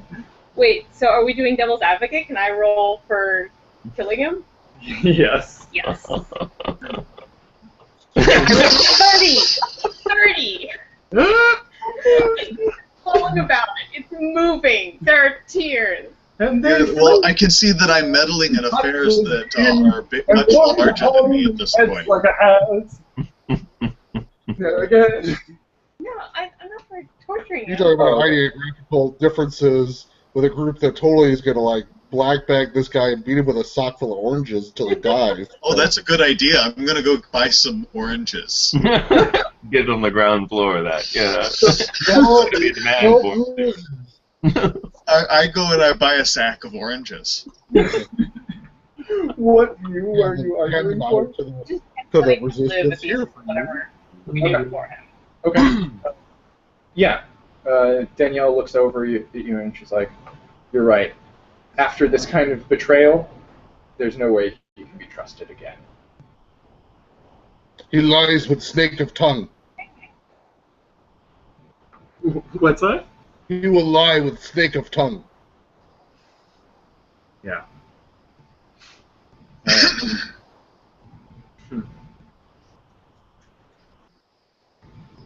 Well, I guess that matter is decided then.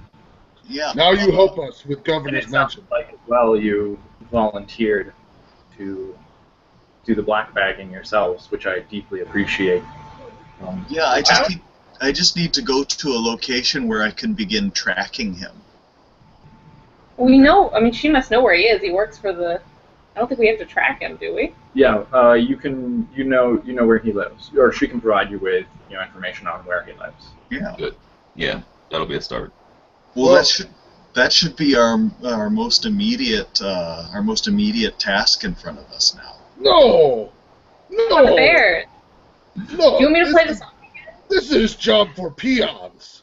He's going to kill them anyways. They don't even have to black bag them. No, I They don't can think just you kill him guys. where he stands.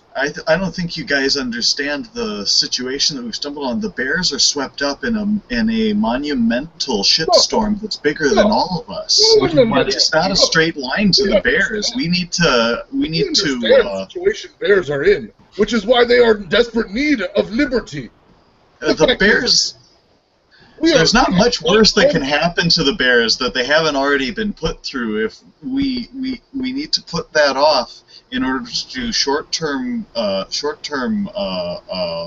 goals for the resistance here, because Chaka looks at helping you the resistance will help us get the bears back. Chaka If I may interrupt. flexes when he argues, and he says, "No, you don't understand. We are covered in plot armor given to us by hero status. We will find our bears, and we will bring them out." When you say plot armor, the world blinks and fuzzes for a moment. There's a glitch, Danya.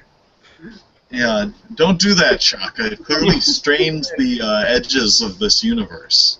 Sorry, Gentlemen, if I may, actually, the other matter we have for discussion tonight may affect your decision on, obviously, your primary concern with the bears. Oh, was there something If I else? may. Yeah. She gets up and opens the door to the room and calls out and waves somebody over. And this tall, high elf walks in wearing kind of blue robes with the insignia of his noble house on it, which is like a triple spire. Gentlemen, this is LL. He reached out to me earlier today with an offer that, frankly, may be worth our while. However, I don't think we have the resources to execute what he requests alone. We would need to call upon your help. What was the offer? LL steps forward and he takes his seat at the table. He kind of slouches back and says, and twirls his mustache and says, "Well, quite simply, I'm an arms dealer. I've made quite a lucrative living here in Dordren, purchasing completed weaponry and armor from a neighboring trade hub. And, well, honestly, to be just frank with you, most of my business is with the authorities in this customer. But I've been getting irked with them recently. Their extraneous taxes have been eating into my profits. And I wouldn't be terribly offended to see something change in the way this town is run. You're saying that Barrett is also pro-gun control? Because that's very confusing for me. How is it? No, he's high taxation. High Taxes. Yeah. If he was into gun control, it would make sense because then the peasants couldn't arm themselves in revolt. Yeah, that also makes sense. Mm-hmm. Actually, yeah, frankly, he's driven the open markets down to a minuscule level with his taxes, for leaving basically my only customer as the city guard, the special police, and the authorities. and they pay pitifully low prices because they have so much leverage. Mhm. So, what are you offering? Recently, I lost a shipment of arms. It was, well, it just simply never made it here on its scheduled delivery time. The road here is through the mountains. Here is dangerous, so it's not unheard of. But frankly, this gives us an excuse. They're lost weapons, and if we were to recover them, it's something that we could supply to the rebellion without raising an eyebrow. If they could be smuggled into the city. They've already been written off the books. Among the shipment were swords, shields, armor, crossbows. It would be enough to significantly bolster the rebel militia. If you are interested. The problem is, I don't have a subtle enough way to go out and recover these items myself. Right. The rebellion itself doesn't have anyone of adequate skill, aside from those in the leadership, who could be spared to go off gallivanting after this caravan. Hmm.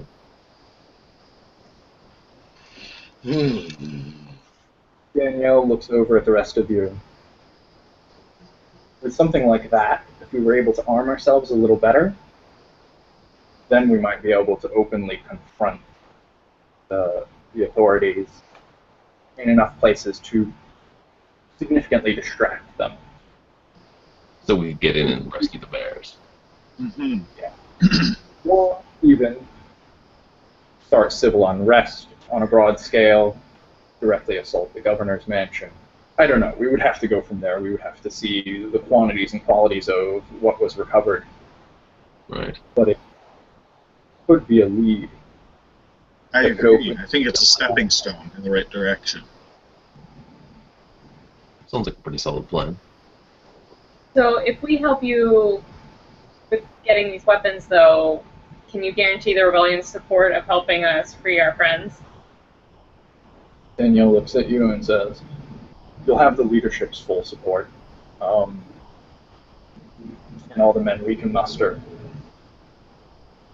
But to be a little frank with you, you yourselves, through your acts in the recent weeks, would have little difficulty rallying people around you.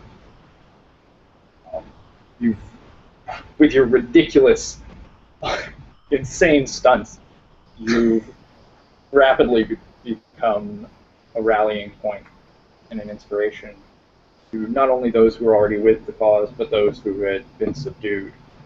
More and more people are talking their discontent. There's more open defiance of the guards. People are paying for it. But you can sense the storm brewing under the skin of this monster.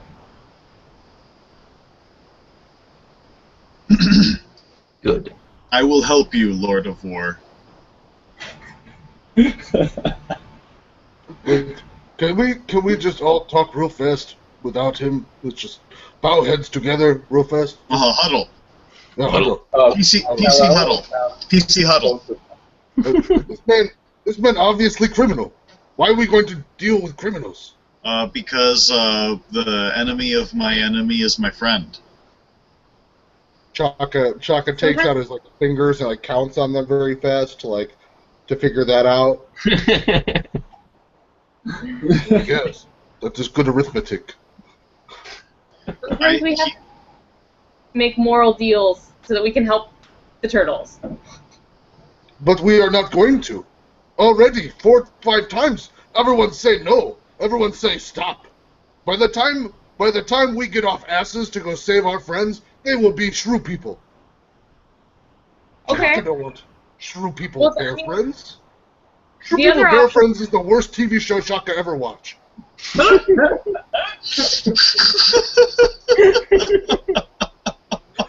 The other option that we could do is basically ignore all of this and try to get a prison cart and like stealth into the prison and get the bears out that way.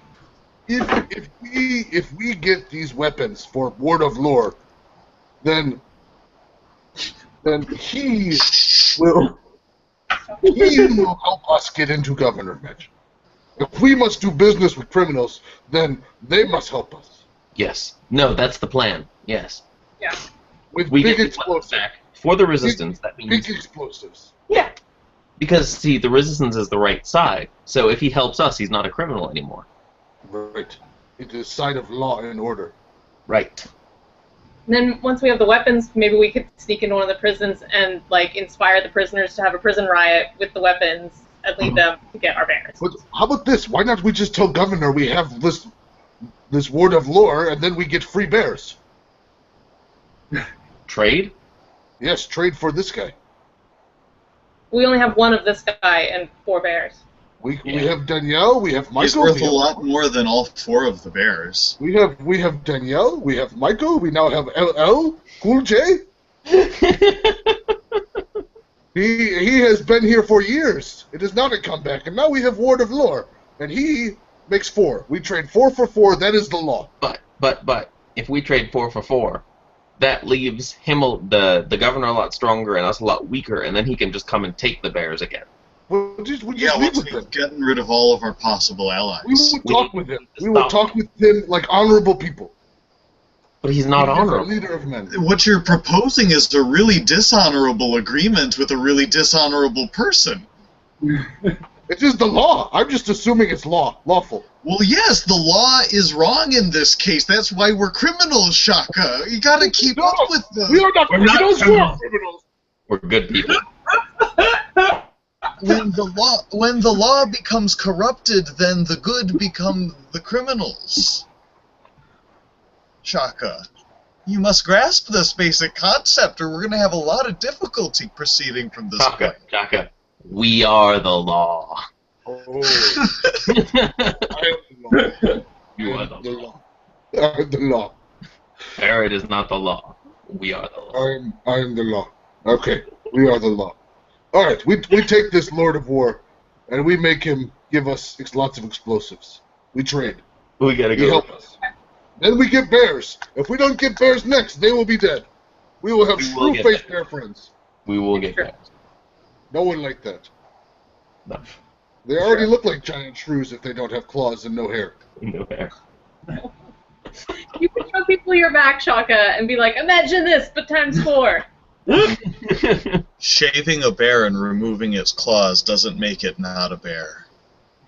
It's okay. We'll find someone that can make That- them claws. That is Barrett's mistake. He thinks that taking away those features somehow makes them somehow less a bear, but that will be his unmaking. Mm-hmm. They still have Have you ever seen shaved bear? It is not pretty. It is not very pretty at all. It looked like this. It looked like this. It's so sad. Oh my god. That's what we do. That's what we need to get captivity. I hope you all know that there are 4 of our friends, and they look like that right now. And Donatello still has a sprained ankle. Donatello! That's horrible. If you guys make decisions. That is what you do. Chaka just show you that it is not always as easy choice to make as you seem to think. It is not an easy choice. Okay. Our We friends- dismissed both Danielle and LL from the room, right?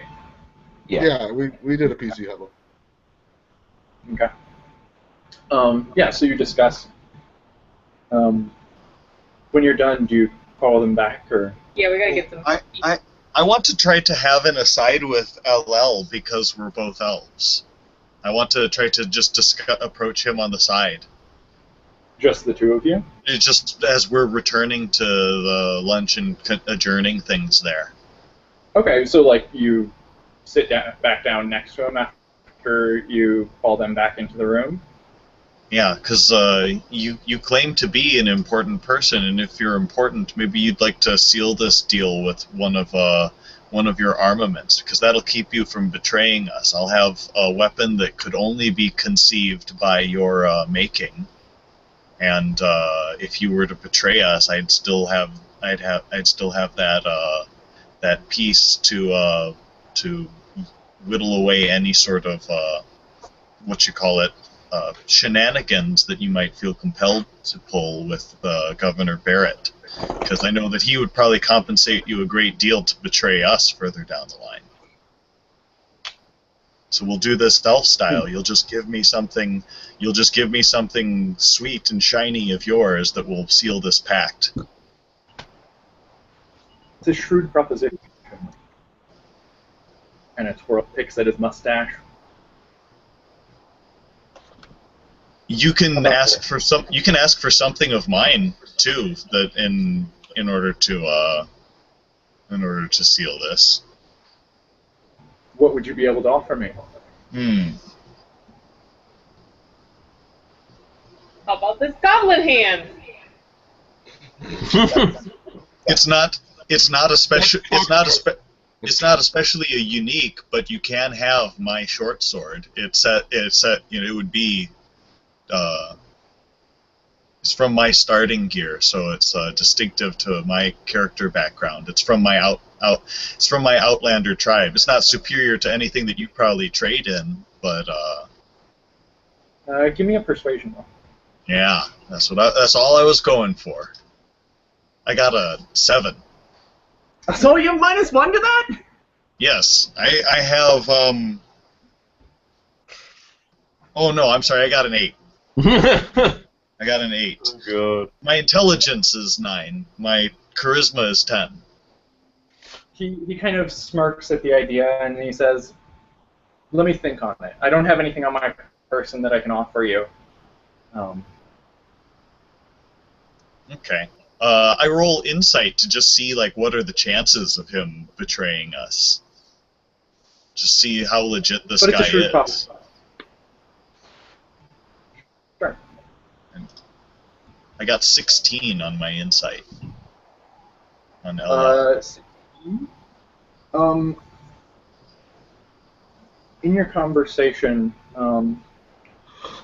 you pick up from a few of the things that he said, like the authorities are his prime customer and his only source of income right now. Yeah, exactly. You have several contact connections to Barrett.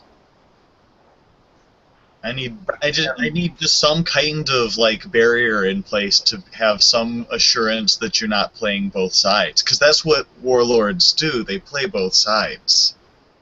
He kind of chuckles. It's true. It is what we do when we're doing our job well. And so I don't mind that you're the sort that plays both sides. I just don't want you to screw us along with the resistance when that time comes up in your time frame. Well, there's not going to be anything he can really do, because once we have the we're going to recover the weapons, then we already have them. He can't take them from us. Mm-hmm. You can tell guards when to go there. Yeah, exactly. He could outsmart us at so many different intervals. I'm just asking for some small thing, as long as you swear an elf oath with me that we're cool. Basically we're okay. It doesn't have to be something shiny. Give me that dagger, the fancy dagger you keep at your side. As long as I have that dagger, it'll be a symbol of the oath, and it'd just make you an oath breaker is all. And then all of elfdom would be pretty miffed with you after that. Oaths are my least favorite thing, but all right. I was certain that was the case. That's why you're a warlord, and that's why I suggested it. But you're right. Agreed. He takes a silver dagger from his pouch, a little sort of ceremonial piece that has his noble house's insignia on it. I'm writing down LL's silver dagger. Okay. Yeah, and he hands it to you.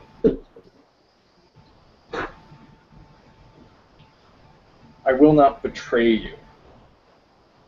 Yeah, you will honor this. You will honor this very conspiratorial deal that we've entered into, and you understand that I will continue to do business as usual. Yeah, I basically expect you to betray somebody at some point. I'm just expecting that to not be us. I don't know that he's going to betray anybody so much as he's just going to keep selling. Well, he's already betraying the governor. Yeah, we're meeting him in an act of betrayal because he's already supposedly working for the governor and supplying him with all the arms and equipment that he needs. I don't know that I would qualify this as an act of betrayal. This is an act of unlawfulness. But it's not like it, I don't know, to me it doesn't sound like he's got a particularly personal relationship with Barrett. He has a business relationship with him. Yeah, he doesn't like the way that he does business. He's an unfortunate, necessary evil in his world, and he'd prefer somebody that he could, who worked from that same position, who is more yielding to his kind. He's hoping that the leadership of whoever the resistance installs will be more open to his warlike policies. Certainly, he glances over at Danielle. Certainly, you'll remember me. Oh, I got your name written down here in my character sheet, LL. I'm not forgetting you. Who's talking to Danielle? But he looks around at all of you. Yeah, certainly. This could be the beginning of a very profitable relationship. Okay, yeah, and I give them my short sword. Okay. In exchange. Do you have another weapon that you use? I have a mace. Okay. And a staff. Okay. He can have any one of those. He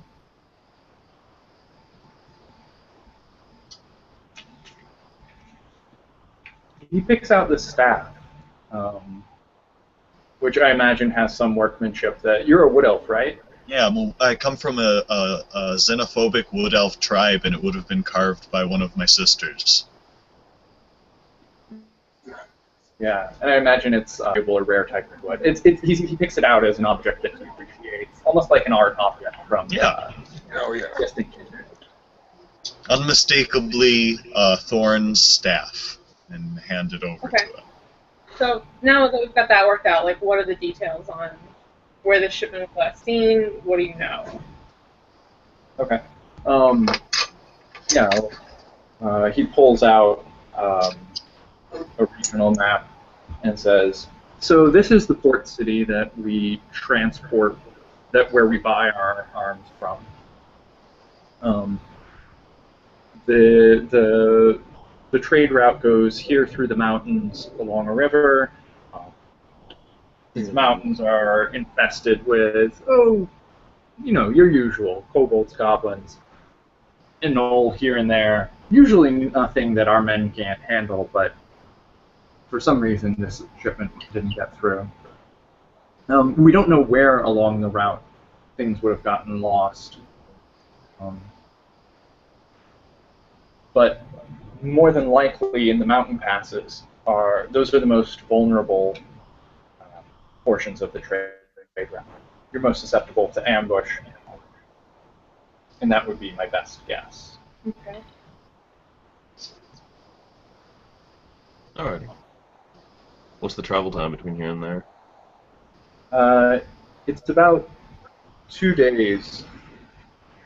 About a day to get to the foothills of the mountains, and then a day worth of crossing. So then, Danielle, do you have a good way to get us out of the city? Or back in once we recover the weapons? Getting you out is doable. Getting you back in will have to be a bit more creative, particularly because you're going to be hauling basically a small caravan. Immediately raise suspicion if it's openly transported. Right. and also would be rather difficult to conceal.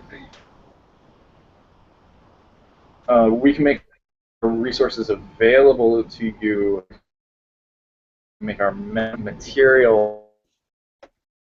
Could you get your hands on prisoner wagons? As for getting a command. What's that? Could you get your hands on prisoner wagons?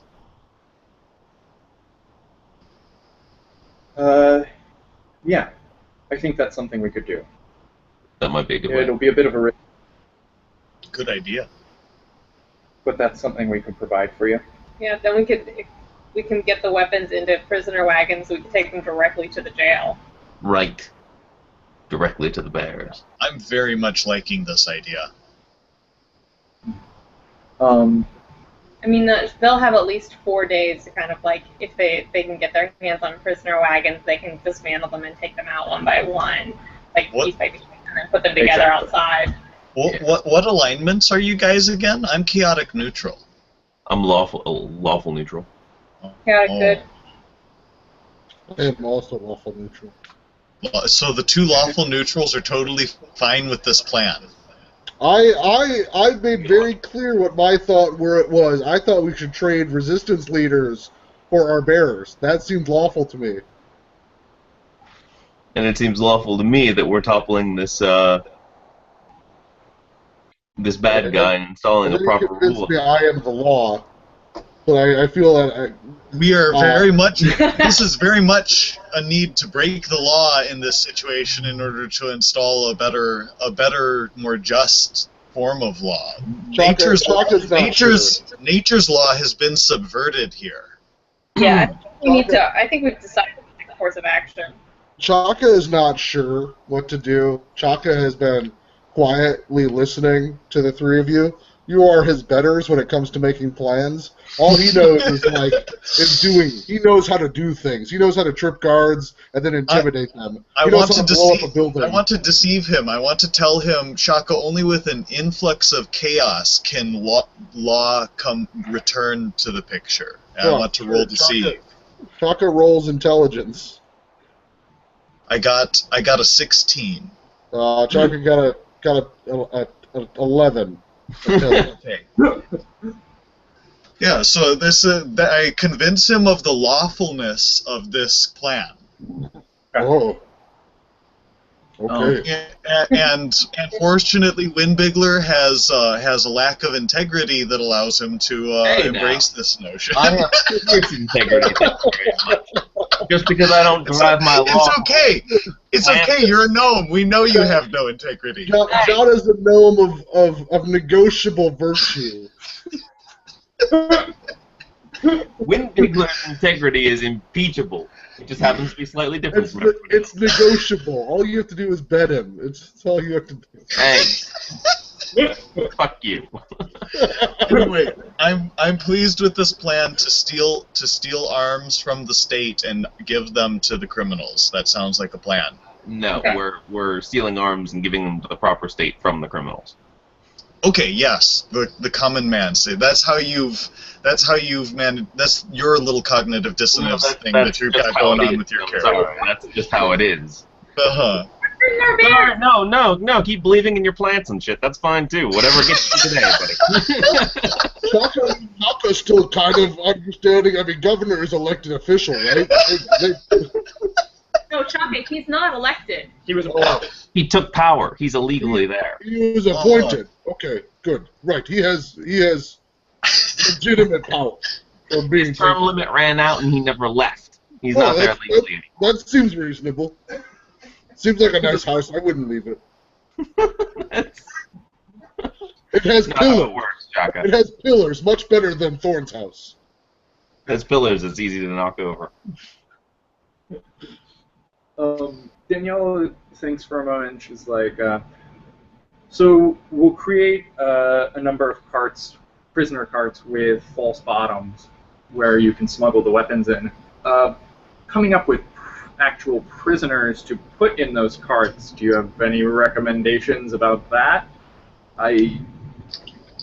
Chaka looks at the group and puts up 4 fingers like, come on, guys. I have some ideas.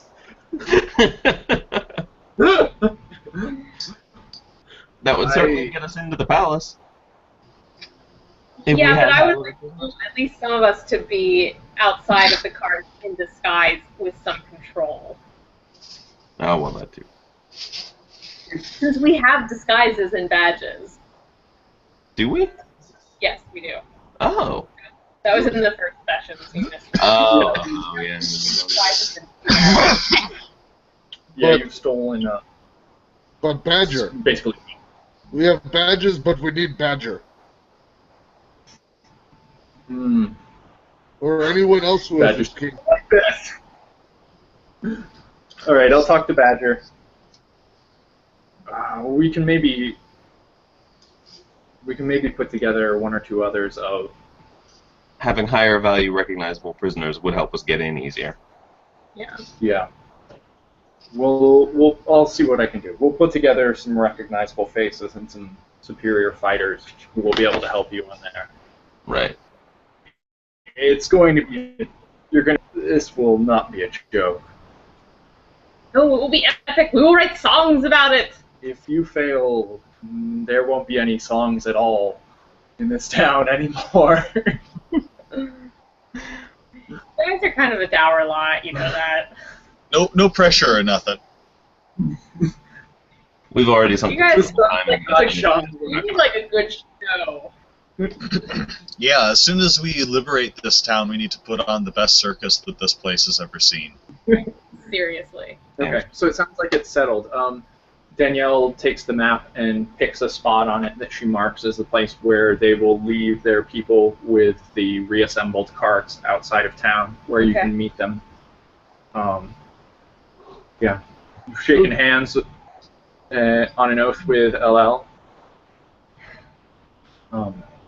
Both he and Danielle seem well satisfied.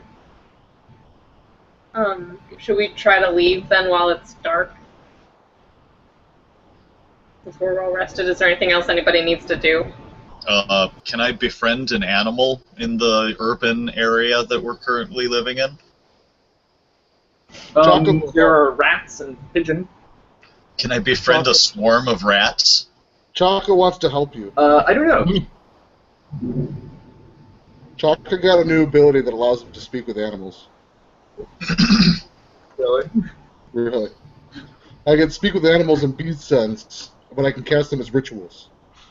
Yeah, Must I be can. good for ears that you can converse with. I find a nice friend, I help out with Thorn. That's all. We're now. Yeah, is it only rats there? Because if so, I want to befriend a swarm of rats. Does your ability allow you to create or befriend swarms or multiple creatures? Well, I have speak with animals, which allows me to roll to get a social reaction out of them. In which case, they can be convinced to do certain things for me. Or, as an alternative, I have another spell called Animal Friendship, where I actually just switch their disposition towards me, towards favorable, where they'll do things for me. With the first ability was a speak with animals, or you said, or Yeah. I cast Speak with Animals, so that I can go around talking to, looking for animals and trying to befriend them. okay. Yeah, you know, before you guys depart in the evening, you find a sewer grate you can go down into. Chaka follows down after you, and you round up a small cluster of rats, you know, a few dozen, into a mini swarm. Give me a roll. Yeah. Handle animal roll? Yeah, that was I was rolling handle animal, so I got a 15. Okay, maybe you have advantage because Chaka's helping. Is Chaka because Chaka's helping, and you're using spells to support it. Okay, I got a 19. Okay. Yeah, you get a small swarm of rats together, chittering. They're like, food, food, food. Yeah, Chaka takes one aside and begins to confide all of his problems about the bears that he's been having. He's been having a tough time without his bear friends. He names this one Splinter just to kind of help him out. Oh. Shaka grips Splinter in his hand, who's shivering in terror in the paw of this enormous beast. No, we befriended him. Shaka was there helping. Chaka speaks with animals, yeah. Speaking with animals as well. He's basically seeking a psychiatrist right now, but he doesn't have one. He just has this rat friend. This rat to talk to. The rat is totally overwhelmed and submissive to you. Yeah. He sits and listens to your woes. Pees slightly in your hand. I pee slightly on him too, if that happens, you know. It happens. Yeah, you take out the Splinter, and Thorn, you pull together a small swarm of 24 rats. All right. What do you do with them? I don't know. I solved my emotional problems. What does Thorn do? What are you doing? Are you? Well, yeah, I want to ask them if there are any if there's any information about the city that I need to do, like corpses accumulating certain areas, or rat stuff, the shit that rats would know. Oh, Like you guys are everywhere inside of the city. You go to places that nobody else goes to. It's like you guys aren't that smart, but you must got something. And they probably just go to the dump. yeah, they're big around the markets because the markets are filthy and disgusting. They love the markets.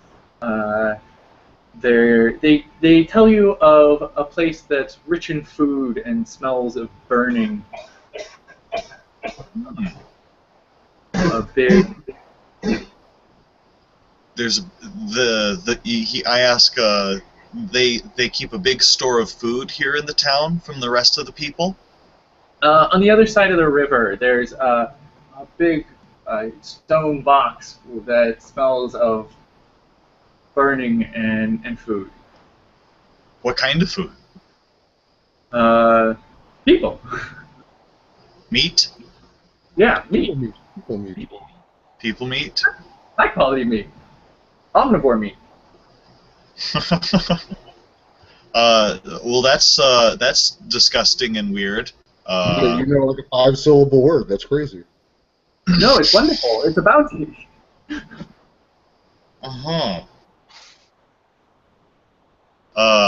Let's see here. Could you do me a favor and harass the guard house? I described the guys in the metal suits that patrol the streets, and I tell them to get into their pantries and ruin their barracks. There are pantries in there? Yeah, they keep it sealed up so you guys can't smell it, but they keep lots of food in there for the soldiers. Alright, they squeak and twitter, and yeah, there's general mob consensus that food is good. Yes, go, my pretties. Go. You see them go rolling off along the ground in that. I stroke them and send them off into the darkness. It's gross. Mm-hmm. They're covered in shit and in flies and they reek. Yeah. Thorn now needs by himself in the camp because he has fleas. Thorn loves that kind of shit. I mean, you already had scabies, so. Okay, yeah, you send them off to distract this guard post. So did you guys say you're headed out tonight? Yeah, might as well, unless anybody... Yeah, just so we have a real-world kind of indicator, too. My parents want to meet for dinner at 4, so in about an hour. So perhaps we could have maybe 45 minutes to wrap up. We'll get you to a wrap point. Alright. We have time, just, No, that's good to know. Let us go! Yeah, when we rest and everything, I tell them about the rats' information regarding the large amounts of bodies and where they're burning, stuff like that, and I ask if that matches any descriptions of any locations we've seen across the river. Danielle? Yeah, I include her. She shakes her head and is like, I haven't really heard about anything like that. You should look into it, a facility across the river where bodies are being processed. and incinerated. Seems pretty important. The regime has been known to disappear people. They must be doing something with the bodies. We'd always figured they just sunk them in the river, but... Ew. Okay, so with that, Danielle wraps up and wishes you well on your way. How are you guys going to go about getting out past the guard posts? Can we go through the sewers anywhere? We have that sewer map. There are not openings that would deposit you outside of the reaches of the city walls. The sewers sort of don't even cover the entire city. They cover the richest districts and a lot of the prime main commercial and residential area, but then, there are slums that don't even have sewers. Thorn and I are pretty sneaky. Could we just go to a part of the wall that's less well patrolled, sneak up there, knock out any guards, and... Potentially. The walls are about...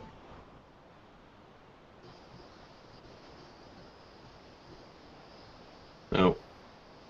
I lost him. 30... Yep. I got Well, They're that's just, they're just spazzing out a little bit. Margaret and What? Jesse, we can't hear you. You got spazzed out for a second. Oh, really? Let me... Can you hear us now? Yeah. A little bit. It's better. Start over. There we go. Something about sewers and stuff. Yeah, so Jesse, can you hear us now? A little bit. Uh-huh. Jesse said that the sewers won't get us out, so I was asking if we could scale the walls. Mm-hmm. Can we?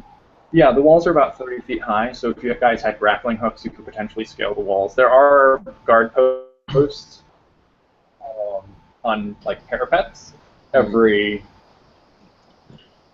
Chaka's also trained in stealth. 200 yards or Hmm. Okay. What about you, Dara? Was that John? directed to me? Windbigler? Would be Oh. You I have could stealth. I could see if I could get a boat somewhere and try to sneak out on the river. You if have that's stealth. a viable way. No. No. But I do have So I can give him a bardic inspiration to stealth. I have water vehicle handling, so. Water. Will So, that help, John or Jesse? Will water vehicle driving could I feeling get help? Maybe that would allow you to roll a stealth check on a water vehicle? Oh, okay. But you still have to be stealth. Yeah, from your experience, on the river that passes through town, there are basically parapets on either bank of the river Right. at the wall edges. And there is some control of the flow of traffic. Oh, okay. So you might be noticed if you just cruise on out. Could I use acrobatics to climb the wall? Well, I've got athletics too. I could just climb. I don't have stealth though, so that's Yeah, fine. I mean, you could. I can also put the guards to sleep. I have sleep. Chaka also has a large sack. We could do that. As long Yeah. as Chaka can get out okay. Good for Shaka. Yeah. Well, Windbigler doesn't have stealth. We just put Windbigler in bag. Wait. Does Chaka have stealth? Is that? Yeah, Chaka has stealth. Really? Chaka's good. Yeah. All right, I'm fine with this. Let's do it. It's a good plan. Just add the Windbigler to Chaka's inventory, and then have Chaka stealth. Da, da, Okay, da, they'll da. Chaka's stealth check, but that is doable. Oh god. All right. Yeah, so we left Let's I climb don't know, this like wall. a quieter part of the. Yeah. Yeah. How do you want to? So there are parapets spaced every 200 yards. Let's say it's around about What time do you want to head out, actually? The darkest part of the night. Okay, so you wait till like midnight or 1 a.m. or something. Yeah, So you wait till. Sure. Yeah. So, like, Wait why for don't Thorn and Mac climb up, and we'll like stand on either side, since Shaka will have disadvantage or some. It'll be slightly harder for him since he's carrying Windbigler. And so if a guard comes, we can try and distract him. Do you want us all to roll stealth, or you want us to all roll different things, Jesse? Ooh. Okay, so it's a new moon out tonight. Oh, nice. So I'm going to go with the group stealth checks, where everybody can roll a check, and you just need the. Well, no, that doesn't really make sense. Yeah, I think you each have to roll stealth. Okay. And maybe there are things some of you can do to assist or spot, or that kind of thing. Mm-hmm. You will have to watch out for patrols on the streets below from the guards, Okay. and also, being spotted from guards that are stationed in the parapets above. And so these parapets are about. How do you want to approach things? Are you going to approach in between, or are you going to approach on one and try to overtake it, or what? I think in between. In between would be best, yeah. Seems like. Okay. All right. Yeah, I want to stay tight with Give me like so you head out. Give me a group. Everybody roll perception. Chaka, Chaka, get a 10. Okay, so you head out. It's after curfew. Guards are patrolling the streets. You start making your way to the nearest segment of the wall. And at a certain point, you turn a corner, and you are right on top of a guard on his patrol. Can I just like walk right up? Like, it's clear that he's seen us at this point.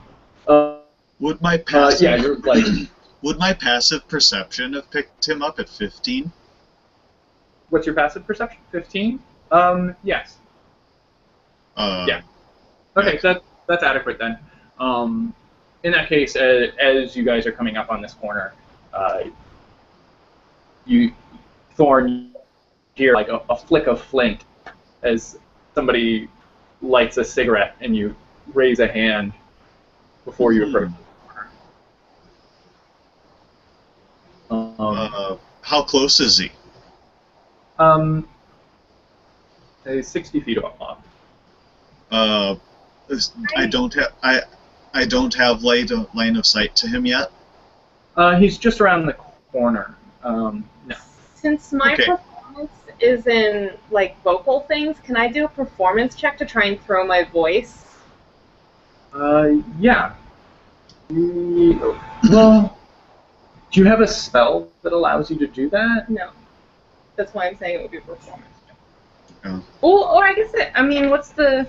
I have prestidigitation. Well, I'd like to roll stealth to creep closer to him so I can set up for a surprise round. Okay. Give me a stealth check. I got prestidigitation to make it look like a house on the far corner is on fire. That might be a little much. prestidigitation, I think. There are limits that are like, it's like minor. You can look at the rules, but it's like minor. I think 5 foot cube is sort of the limits for or visual representations from it, or like small noises, or that kind of thing. Like firecrackers. Noise, but not a full message, yeah. Firecrackers, that works. Sparklers. Well, could do that theoretically.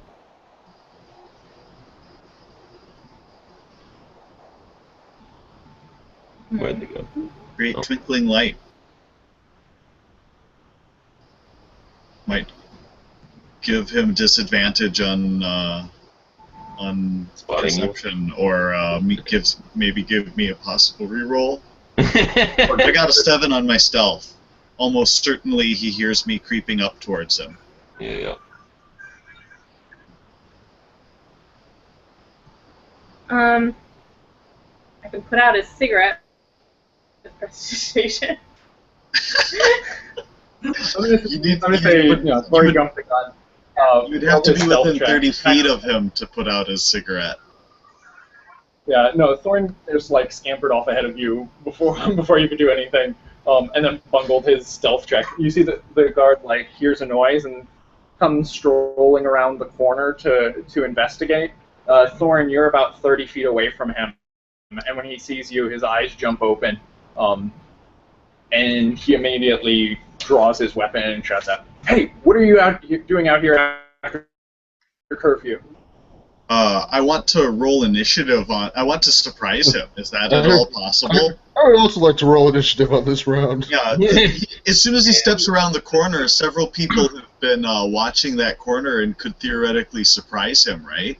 I think you botched our surprise round, Tori. That's out the window. Right. Yeah. Well, he wasn't aware of anybody else's presence, and he just walked around the corner, so everybody can now see him. Is anybody else stealth?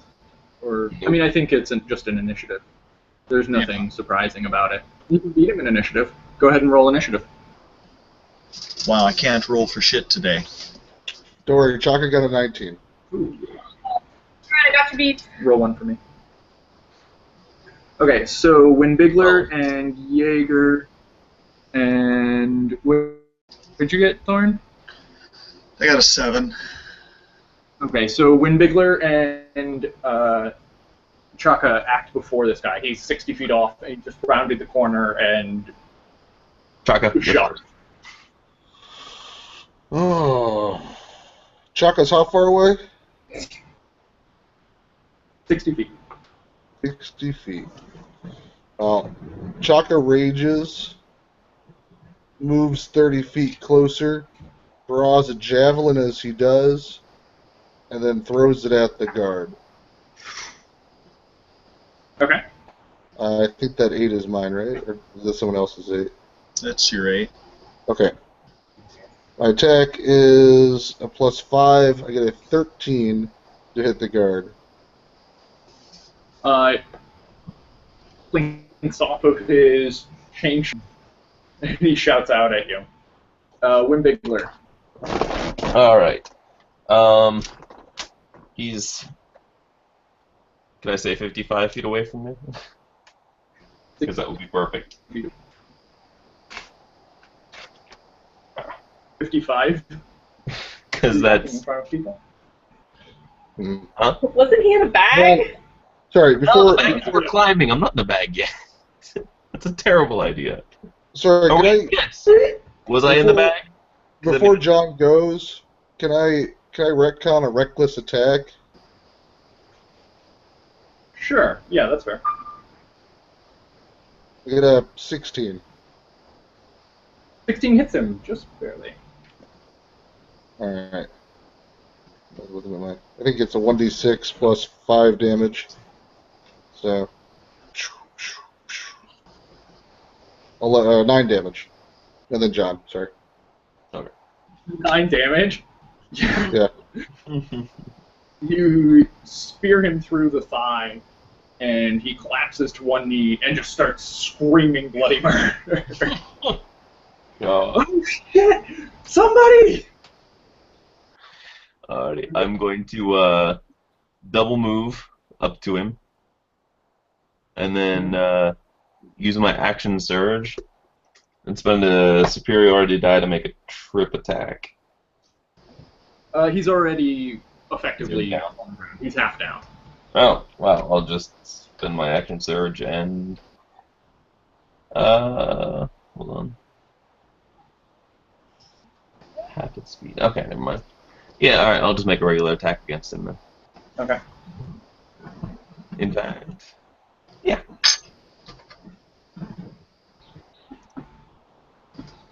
14 hit? Or 16 hit? 16 hits.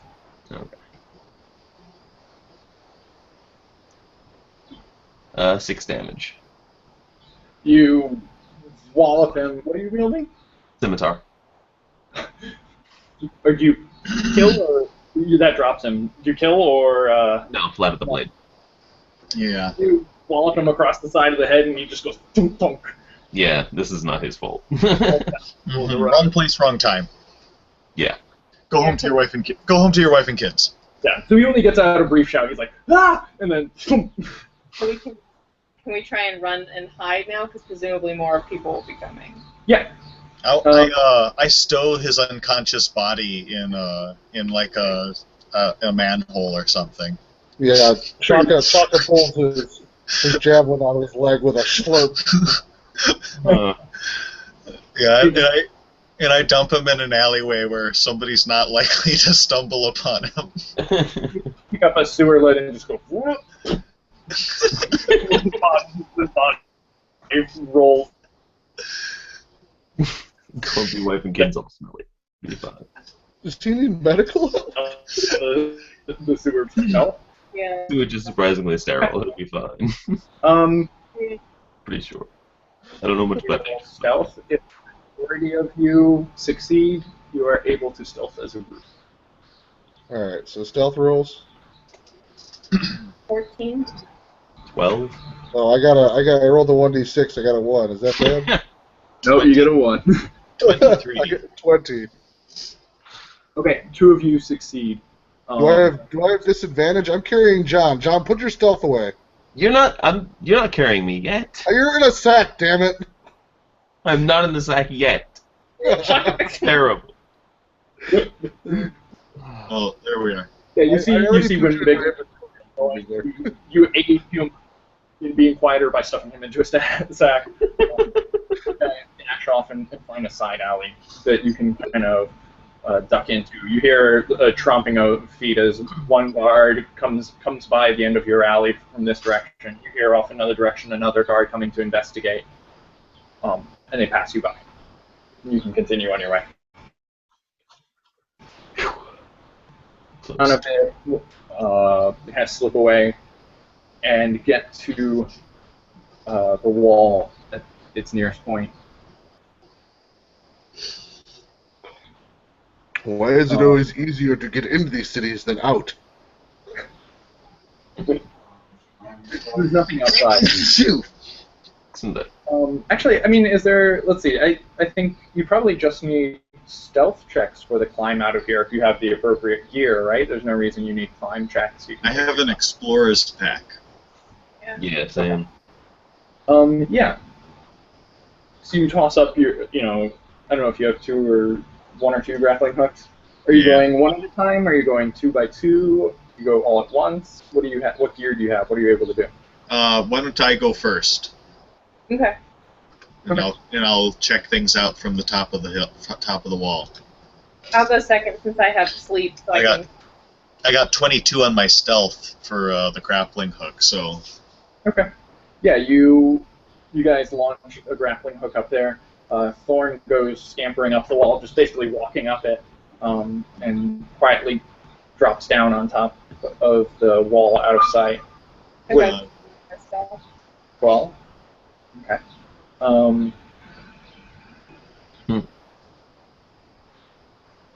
Does 15 passive perception reveal any information at the top of the wall? It's a really dark night out. It's a new moon. In the distance, you can see on either side, basically 100 yards to your left, 100 yards to your right, a parapet. And it looks like in each of those parapets is a single guard with a lamp, who's looking out over the surrounding terrain. Mm-hmm. Mac, you scamper up quietly.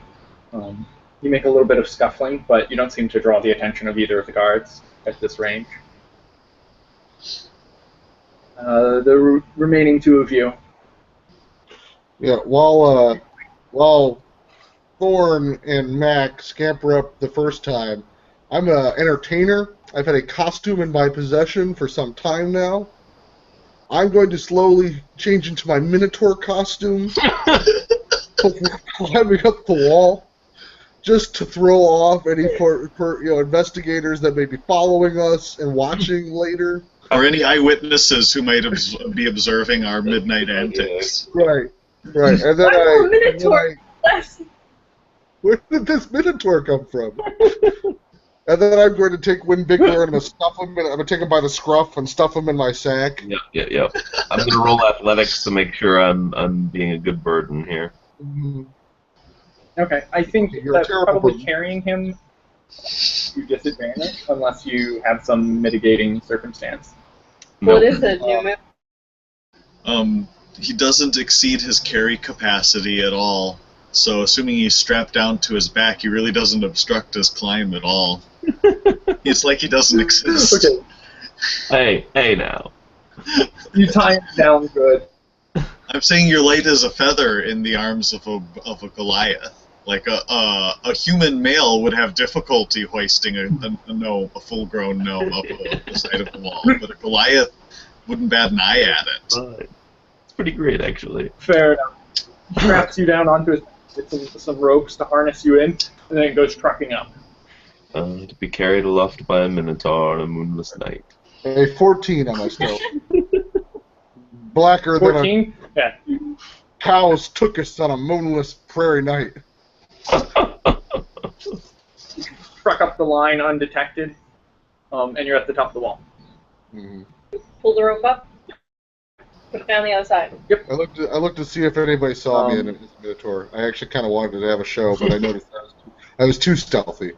Top of the top of the roll. Nobody spotted you. Yeah. It's Yeah. a moonless night. And Yeah, you're it at a is distance from it. You want to go first then? Shaka? No, you go ahead. I guess, well, it's fine. We're going down the other side? Do I need Yeah. athletics? Can I roll athletics to repel quickly, or should I roll stealth again? Probe acrobatics. It depends if you want to go quickly or... Yeah, I'm looking out above you. Just go and don't biff it. Yeah, I have acrobatics. I'll go for a fast descent. Oh, I do terribly. that was going to be my roll for stealth too, I'm sure. I get a. So you... What do you get on your stealth? Okay. Hmm. Which rolled one was an the 8. first roll? I rolled That a was 4 plus 4. I'm going. That was me going up. That's your... One was going up, the other's going down. Acrobatics? Acrobatics is the 8. Mm-hmm. And that's a stealth check or an acrobatics? It was acrobatics. As I tried to repel quickly down. Okay, I mean... Yeah, you fail. You go quickly, but roll stealth with disadvantage. Get a 11. Can I aid in this in any way? From inside the bag? Is it? 11 has you covered. You Alright. you I go quickly and I'm a Minotaur. It's okay. I'm prepared for this contingency. Minotaurs are very sure-footed. sprint down it. But yeah, All you right. land with a squelch in the mud. Land kind of hard. Ooh. So Derek, Bigler, and Chuck are at the bottom. Okay. Okay. I climb back out. You, light as a feather, drop down after your comrade, Thorn. Mm-hmm. Yeah, I go as slowly as possible after everybody else is cleared, Okay. Nice. and I stealthily climb down with a 24. Yeah, you slip over the edge of the wall like a whisper, and then just give your with your 24, you're able to give your grappling hook rope just like a little flick, and it goes and comes up off the end silently, and drops back down to you. Mm-hmm. You guys and can head out into the surrounding farms and then for cover of the woods.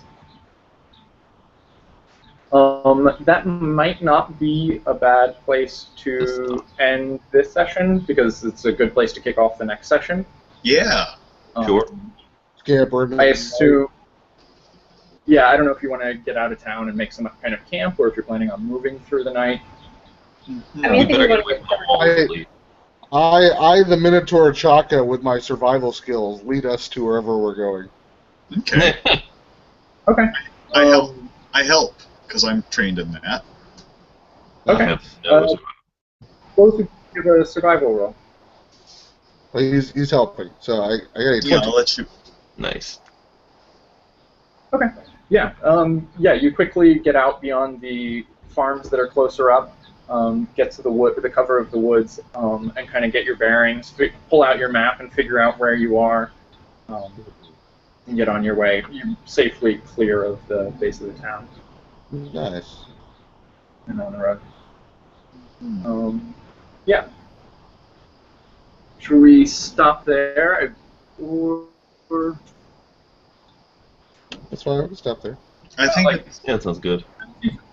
it's a good stopping point. It's building up in anticipation for the real explosive action that we're walking into. For next time, yeah. This trip out there and liberating the weapons and coming back. I'm just glad we put those map packs to use. Yeah. It worked out well. It was good. All that work. We'll be fine for next time. Yeah, we I'm have gonna- that in place now. If that's the case, I'm gonna put my pogs up on an email, and you guys can put all the cool pogs on. Yeah, Okay. sounds good. You can also Google Drive that. Yeah. Yeah. Do we have experience for this session? Or are we yeah, bereft? absolutely. We didn't kill anything, I know. You definitely do. But we did some good role playing. We knocked out that guard, too. Yep, we bagged one guard. Yeah, Yeah. that's true. 5 XP. Everyone No, take you- 5. You get 6 from him. It was no slaughtering of harmless mushroom people, but this was pretty good. Let's see. You had the encounters with LL and I wrote a pretty good song. Danielle. Yeah. Yeah. I only had 900 experience written down. Oh, I had We had 1,037. yeah, 1037. 1037. Can you toss me the player's handbook?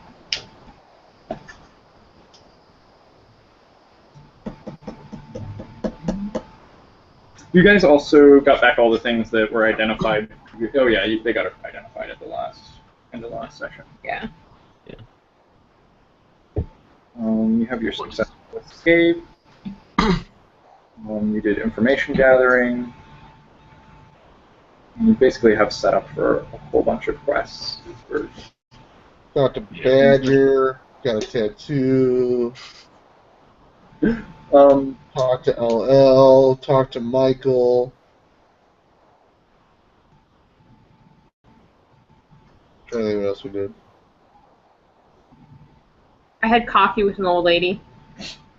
Yep. It's an experience. Yeah, we'll say 500 XP apiece. Okay. It's not that much. You guys have a ways to go next level. Okay. Cool. It's alright though. 1557. Next session will probably be a big fireworks all combat session. That's the way I like them. Yep. This was a fun session.